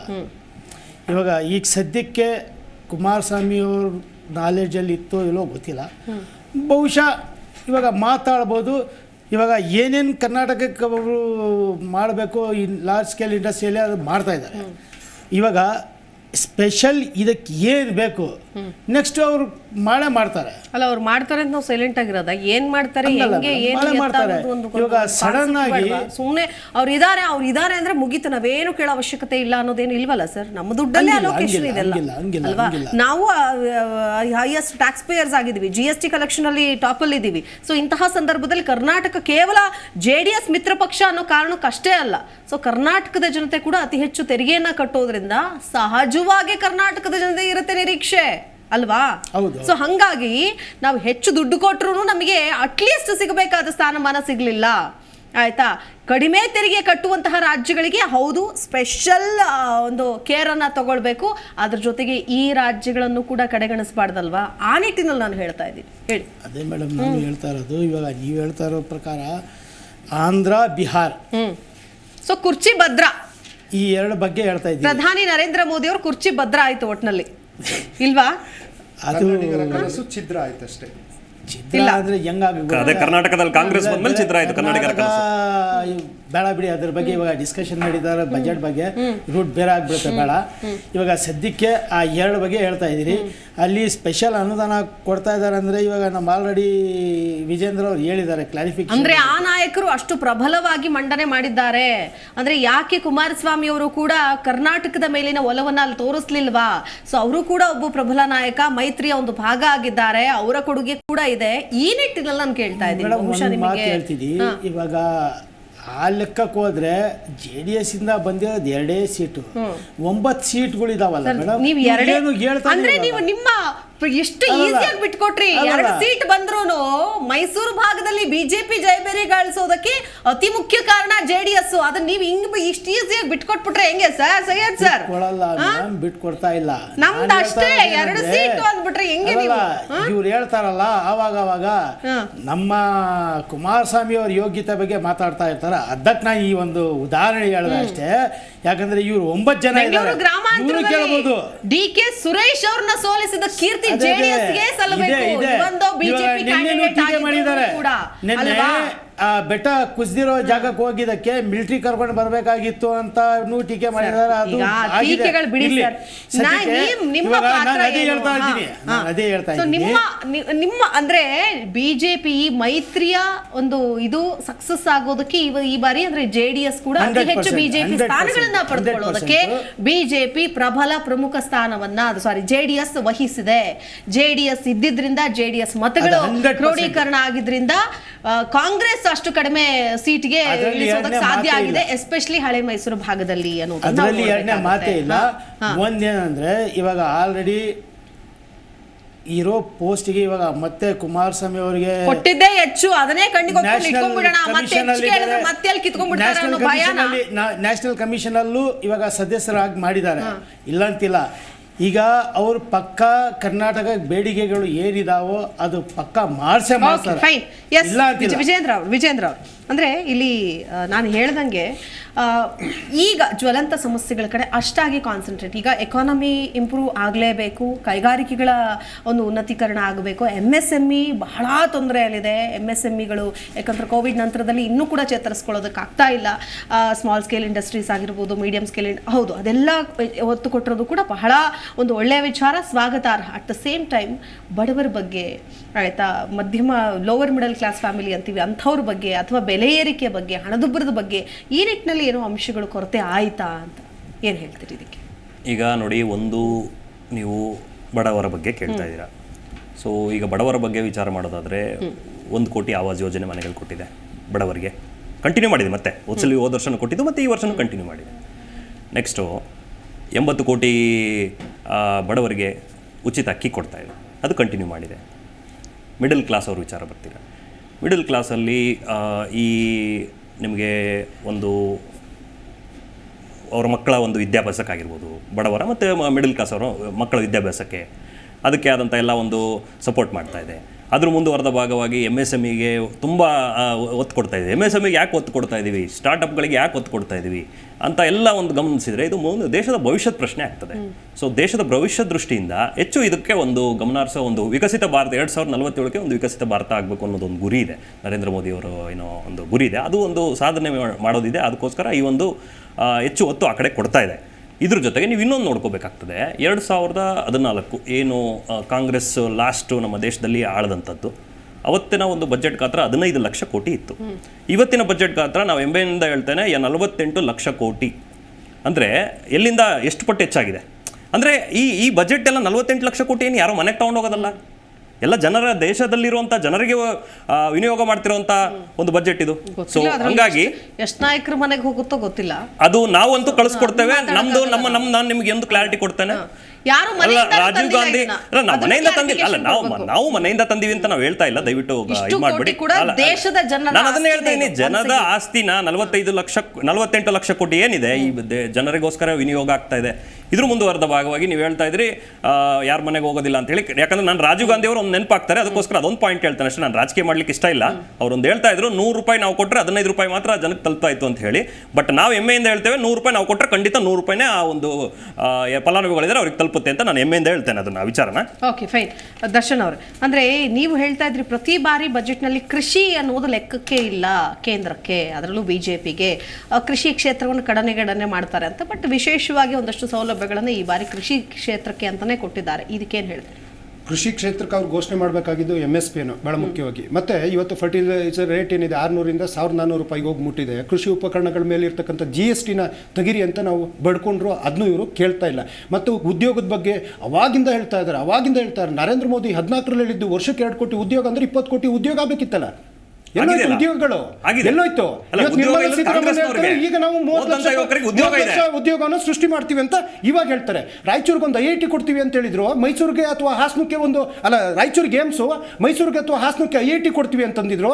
ಏನಾಯ್ತು ಅದು? ಜೊತೆಗೆ ನಾವು ಕರಾವಳಿ ಭಾಗಕ್ಕೆ ವಿಶೇಷ ರೈಲ್ವೆ ವಿಭಾಗವನ್ನು ಕೇಳಿದ್ವಿ. ರೈಲ್ವೆ ವಿಭಾಗ ಕೇಳಿದ್ವಿ, ಅದನ್ನು ಇವರು ಕೊಡೋದಕ್ಕಾಗಿಲ್ಲ.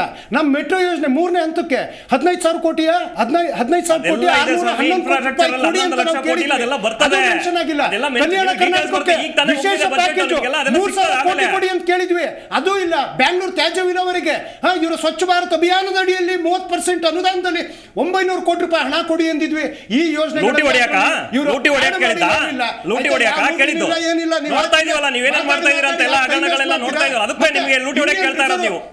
ಇಂಡಿಯನ್ ರಿಸರ್ವ್ ಬ್ಯಾಟಲ್ ಅಂತ ಹೇಳ್ಬಿಟ್ಟು ನಾವು ಬಳ್ಳಾರಿಗೊಂದು ಉತ್ತರ ಕರ್ನಾಟಕಕ್ಕೊಂದು ಕೇಳಿದ್ವಿ, ಉತ್ತರ ಕನ್ನಡ ಕಾರವಾರಕ್ಕೆ.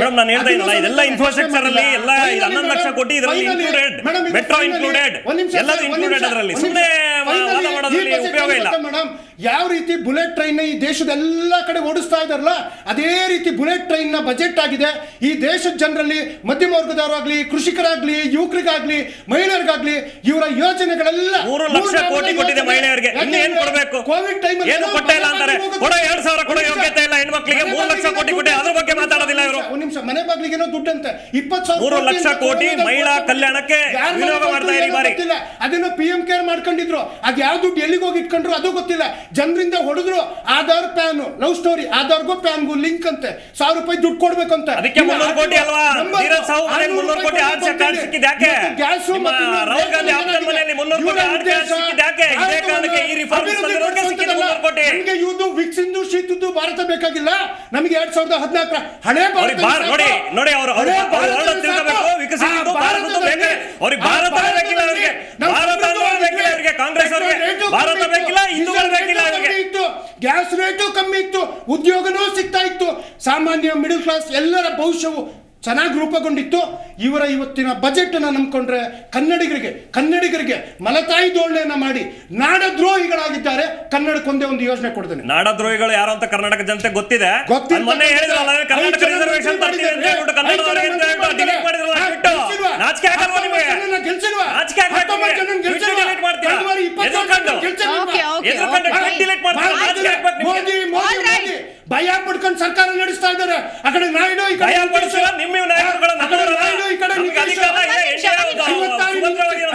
ಇಂಚಿನ ಎದೆಯಲ್ಲಿ ತಾಕತ್ತಿಲ್ಲ ಅಂತ ಗೊತ್ತಾಯ್ತು.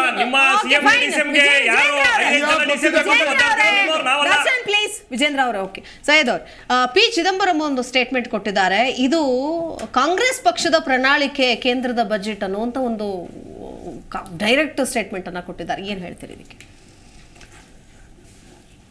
ಮೇಡಮ್, ಒಂದೇನೆಂದರೆ ಇವಾಗ ಬಜೆಟ್ಗಳು ಮಾಡ್ತಾರೆ, ಸ್ವಲ್ಪ ಸಿಮಿಲರ್ ಆಗಿರ್ಬೋದು.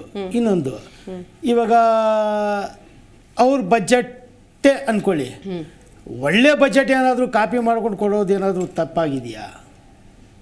ತಪ್ಪಿಲ್ವಲ್ಲ. ಸೊ ಕಾಪಿ ಅಂತ ಒಪ್ಕೋತೀವಿ. ಅಲ್ಲ, ಒಂದು ಮಾತು ಹೇಳ್ತಾ ಇರೋದು. I am just giving an example. ಯಾಕಂದ್ರೆ ಪ್ರಣಾಳಿಕೆಗಳು ಬಂದಾಗ ಇಲ್ಲಿ ಕೊಟ್ಟಿರಲ್ಲ ಅವರು, ಸಿಮಿಲರ್ ಆಗಿರುತ್ತೆ. ಇವಾಗ ಇವ್ರು ಹೇಳ್ದಂಗೆ ಸ್ಟೇ ಫಂಡ್ ಇಲ್ಲೂ ಕೊಡ್ತಾ ಇದ್ದಾರೆ 3,000, ಅಲ್ಲೂ ಅನೌನ್ಸ್ ಮಾಡಿದ್ದಾರೆ. So it may be similar. ಅಲ್ಲ, ಇಲ್ಲಿ ಸಿಗ್ತಾ ಇಲ್ಲ. ಇಲ್ಲಿ ಯುವಕರಿಗೆ 29,537 ಜನರಿಗೆ ಕೊಟ್ಟಿದ್ದೀವಿ. ಜೊತೆಗೆ 11,754 ಜನರಿಗೆ ಉದ್ಯೋಗ ಪತ್ರವನ್ನು ಕೊಟ್ಟಿದ್ದೀವಿ. ಈಗ ಕೇಂದ್ರ ಬಜೆಟ್ ಮಾತಾಡ್ತಾ ಇದೀವಿ. ಓಕೆ, ಇದೇ ವಿಚಾರಕ್ಕೆ ನೀವೇನ್ ಹೇಳ್ತೀರಿ ವಿಜೇಂದ್ರ ಅವರ, ಚಿದಂಬರಂ ಅವರ ಹೇಳಿಕೆಗೆ? ಮೇಡಮ್, ಈಗ ಚಿದಂಬರಂ ಅವ್ರಿಗೆ ಉದ್ಯೋಗ ಇಲ್ಲ. ಈಗಾಗಲೇ ಕಾಂಗ್ರೆಸ್ ಒಂದು ಒಳ್ಳೆ ಫೈನಾನ್ಸ್ ಮಿನಿಸ್ಟರ್ ಆದಂತ ಕಾಲದಲ್ಲಿ ಈಗ ಯಾವ್ದು ಉದ್ಯೋಗ ಇಲ್ಲ ಅವ್ರಿಗೆ. ಸೊ ಹಂಗಾಗಿ ಒಂದು ವಿರೋಧ ಮಾಡಬೇಕು, ಅದು ಮಾಡ್ತಾರೆ. ಅದ್ ಬಿಟ್ಟರೆ ಬೇರೆ ಇನ್ನೇನಿಲ್ಲ ಅದ್ರಲ್ಲಿ. ರಾಜಕಾರಣ ಬಿಟ್ಟರೆ ಮಾತಾಡಿದ್ದೆಲ್ಲ ಉದ್ಯೋಗ ಇಲ್ದೇ ಬಂದ್ಬಿಟ್ಟು ಮಾತಾಡ್ತಾರೆ ಅಂತ ಹೇಳಕ್ಕಾಗುತ್ತೆ. ಅಂದ್ರೆ ಈಗ ಆಯ್ತು ಇರ್ಲಿ, ಅವರ ಒಂದು ಹೇಳಿಕೆ ಏನು ಮಾಡಕ್ಕಾಗಲ್ಲ. ಒಂದಷ್ಟು ನಾಯಕರು ಅಲ್ಲೂ ಬಿಜೆಪಿಯಲ್ಲೂ ಇದ್ದಾರೆ. ಸೊ ಹಂಗಾಗಿ ಅವರು ಉದ್ಯೋಗ ಇಲ್ದವರು ಅನ್ನೋದು ಇಂಡೈರೆಕ್ಟ್ ಆಗಿ ಒಪ್ಕೊಂಡಂಗೆ ಆಗತ್ತೆ. ಹಂಗೆ ಹೇಳಿದ್ರೆ ಅದು ಬೇರೆ ಪ್ರಶ್ನೆ. ಈಗ ಇದೇ ವಿಚಾರ ಅಂದ್ರೆ ಈ ಬಿಹಾರ ಆಗಿರ್ಬೋದು, ಆಂಧ್ರದಾಗಿರ್ಬೋದು, ಇಡೀ ದೇಶದಾದ್ಯಂತ ಚರ್ಚೆ ಆಗ್ತಾ ಇರೋ ವಿಚಾರ. ಇದೇ ಸಮ್ಮಿಶ್ರ ಸರ್ಕಾರ ಅಥವಾ NDA ಬಹುಮುಖ್ಯ ಭಾಗ ಚಂದ್ರಬಾಬು ನಾಯ್ಡು ಅಥವಾ ನಿತೀಶ್ ಕುಮಾರ್ ಆಗಿಲ್ಲ ಅಂದಿದ್ರೆ ಇದೇ ಅನುದಾನವನ್ನ ನಾವು ಈ ಬಜೆಟ್ ನಲ್ಲಿ ಎಕ್ಸ್ಪೆಕ್ಟ್ ಮಾಡಬಹುದಾಗಿತ್ತು. ಖಂಡಿತ ಇದೇ ತರನೇ ಕೊಡ್ತಾರೆ. ಯಾಕಂದ್ರೆ ನೋಡಿ, ಒಂದು ನಮ್ಮ ದೇಶದಲ್ಲಿ ಹೊಸ ರಾಜ್ಯ ಆಗಿ ನಿರ್ಮಾಣವಾಗಿರೋದು ಯಾವುದು? ಹೊಸ ರಾಜ್ಯ ಹೇಳ್ಬೇಕು ನೀವು ಯಾವ್ದು? ಅಲ್ಲಲ್ಲ, ಅದೆಲ್ಲ ಈಗ ಆಗಿರೋದು ಯಾವುದು? ಇತ್ತೀಚಿನ ದಿನಗಳಲ್ಲಿ ಆಗಿರೋದು ಯಾವುದು? ಅವ್ರು ಕೇಳಿದ್ರೆ ನಾನು ಆನ್ಸರ್ ಮಾಡ್ತೇನೆ. ದಯವಿಟ್ಟು ಸುಮ್ಮನೆ ಇರಿ. ದಯವಿಟ್ಟು ಅಮರಾವತಿ ಅಂತ ಒಂದು ಕ್ಯಾಪಿಟಲ್ ಸಿಟಿ ಇದೆ ಆಂಧ್ರದ್ದು, ಅದನ್ನ ಡೆವಲಪ್ ಮಾಡಬೇಕಾಗಿರೋದು ಎಲ್ಲರದು ಒಂದು ಕರ್ತವ್ಯ ಇದೆ. ಅದನ್ನ ತಪ್ಪಂತ ಹೇಳಲಿಕ್ಕೆ ಆಗೋದಿಲ್ಲ. ಯಾವಾಗ ಬೆಂಗಳೂರು ಆಗಿದೆ ಸರ್ ಇದು? ಬೆಂಗಳೂರು ಡೆವಲಪ್ ಮಾಡಿಲ್ವಾ ನಾವು? ಈಗ ಬೆಂಗಳೂರು ಆಗಿದೆ ಐಟಿ ಹಬ್ಬನ್ನ ಡೆವಲಪ್ ಮಾಡಿಲ್ವಾ? ಈಗಾಗಿದೆ ಇತ್ತೀಚಿನ ದಿನಗಳಲ್ಲಿ ಆಗಿದೆ, ಕೆಲವು ವರ್ಷಗಳ ಕೆಳಗಾಗಿದೆ. ಅದಕ್ಕೋಸ್ಕರ ಸಿಗ್ಬೇಕಾಯ್ತು ಅಂತ ಅನುದಾನ ಅದು ಕೊಟ್ಟಿದೆ, ಅದ್ರಲ್ಲೇನು ಸ್ಪೆಷಲ್ ಏನಿಲ್ಲ. ಅದಕ್ಕೂ ಸರ್ಕಾರಕ್ಕೂ ಯಾವುದೇ ಸಂಬಂಧ ಇಲ್ಲ. ಅದಕ್ಕೂ ಹೈದರಾಬಾದ್ ಇದೆ, ತೆಲಂಗಾಣ ಹೈದರಾಬಾದ್ ಇದೆ. ಸರ್ ಒಂದ್ ಲೈನ್ ಅಲ್ಲಿ 100 ಬಜೆಟ್ 100ಗೆ 100 ಮೇಡಮ್. ಓಕೆ, ದರ್ಶನ್ ಏನು ಹೇಳ್ತಾರೆ? 0 ಮೇಡಮ್. ಓಕೆ, ಸೈಯದ್ ಅವ್ರು ಏನು ಹೇಳ್ತಾರೆ? 80. Okay, very nice. 20 ಎಲ್ಲಿಗೋಯ್ತು? ಯಾಕಂದ್ರೆ ಫುಲ್ 100 ಸೊ ನಿಮಗೂ ಅಲ್ಲ, ಸಮಾಧಾನ? ಕಾಂಗ್ರೆಸ್ ಅವ್ರದ್ದು ಎಷ್ಟಿದೆ ಅಂದ್ರೆ ಮೇಡಮ್, ಒಂದ್ ನಿಮಿಷ ಸಮ್ಮಿಶ್ರ ಆಗಿದ್ದೀವಿ ಅಂದ ತಕ್ಷಣ ಅವ್ರು ಮಾಡಿದ್ದೆಲ್ಲ ಒಪ್ಕೋಬೇಕು ಅನ್ನುವಂತಹ ಒಂದು ಇದು ಇಲ್ಲ ಅನ್ನೋದನ್ನ ಅವರು ಇಂಡೈರೆಕ್ಟ್ ಆಗಿ ಕಾಂಗ್ರೆಸ್ ಅವರು 0 ಕೊಡ್ತಾರೆ ಅಂದ್ರೆ ಅವ್ರು ನಾಚಿಕೆ ಆಗ್ಬೋದು. ಈಗ ನೀವು ನಾಚಿಕೆ ಅಲ್ಲಲ್ಲ, ಏನು ಇಲ್ಲ ಅನ್ನೋದೈತಲ್ಲ, ನಾಚಿಕೆ ಆಗ್ಬೇಕು. ಎಕನಾಮಿಕ್ಸ್ ಅವ್ರು ಹೇಳಿದ್ರು, ಆರ್ಥಿಕ ತಜ್ಞರು ಎಷ್ಟು ಚೆನ್ನಾಗಿ ಹೇಳಿದ್ರು ಅವರು. Thank you. 3 ಜನಕ್ಕೂ ಕೂಡ ಧನ್ಯವಾದಗಳು ಚರ್ಚೆಯಲ್ಲಿ ಭಾಗಿಯಾಗಿದ್ದಕ್ಕಾಗಿ. ಎಸ್ ವೀಕ್ಷಕರೇ, ನೋಡ್ತಾ ಇದ್ದೀವಿ ಈ ಬಾರಿಯ ಈ ಬಜೆಟ್ ಸೊ ಒಂದು ಆರ್ಥಿಕ ಪರಿಸ್ಥಿತಿಯನ್ನ ಮೇಲೆತ್ತುವಂತಹ ದೃಷ್ಟಿ ಕೋನದಿಂದ ಬಜೆಟ್ ಅನ್ನ ಮಂಡನೆ ಮಾಡಲಾಗಿದೆ. ಒಂದಷ್ಟು ನಿರೀಕ್ಷೆಗಳು ಸ್ವಲ್ಪ ಅಪಾರ ಪ್ರಮಾಣದಲ್ಲಿ, ದೊಡ್ಡ ಪ್ರಮಾಣದಲ್ಲಿತ್ತು. ಆ ಮಟ್ಟಿಗೆ ನಿರೀಕ್ಷೆ ಫುಲ್ಫಿಲ್ ಆಗಿಲ್ಲ ಅನ್ನುವಂತಹ ಮಾತಿದೆ. ಸೊ ಮುಂದಿನ ಒಂದು ಕಂಪ್ಲೀಟ್ ಡೀಟೇಲ್ಸ್ ಬಂದಾಗ ಎಲ್ಲಿ ಯಾವುದಕ್ಕೆ ಎಷ್ಟೆಷ್ಟು ಅಲೋಕೇಶನ್ ಆಗಿದೆ ಅನ್ನೋದರ ಕಂಪ್ಲೀಟ್ ಡೀಟೇಲ್ಸ್ ಸಿಗುತ್ತೆ. ಆ ನಂತರದಲ್ಲಿ ಮತ್ತೆ ನೋಡೋಣ ಮುಂದಿನ 5 ವರ್ಷಕ್ಕೆ ಪೂರಕವಾಗಿರುವಂತಹ ಅಥವಾ ಈ ಮುನ್ನೋಟ ಆಗಿರುತ್ತಾ ಈ ಬಜೆಟ್ ಬದಲಾವಣೆಗಳನ್ನು ಮಾಡ್ಕೊಂಡು ಹೋಗ್ತಾರಾ ಕಾಲಕ್ಕೆ, ಅದೆಲ್ಲವನ್ನು ಕೂಡ ಕಾದು ನೋಡಬೇಕು ಅಂತ ಹೇಳ್ತಾ ಚರ್ಚೆ ಮುಗಿಸ್ತಾ ಇದ್ದೀನಿ. ನಮಸ್ಕಾರ. ನೋಡ್ತಾ ಇರಿ ಜೀ ಕನ್ನಡ ನ್ಯೂಸ್, ಸತ್ಯವೇ ಸುದ್ದಿಯ ಜೀವಾಳ.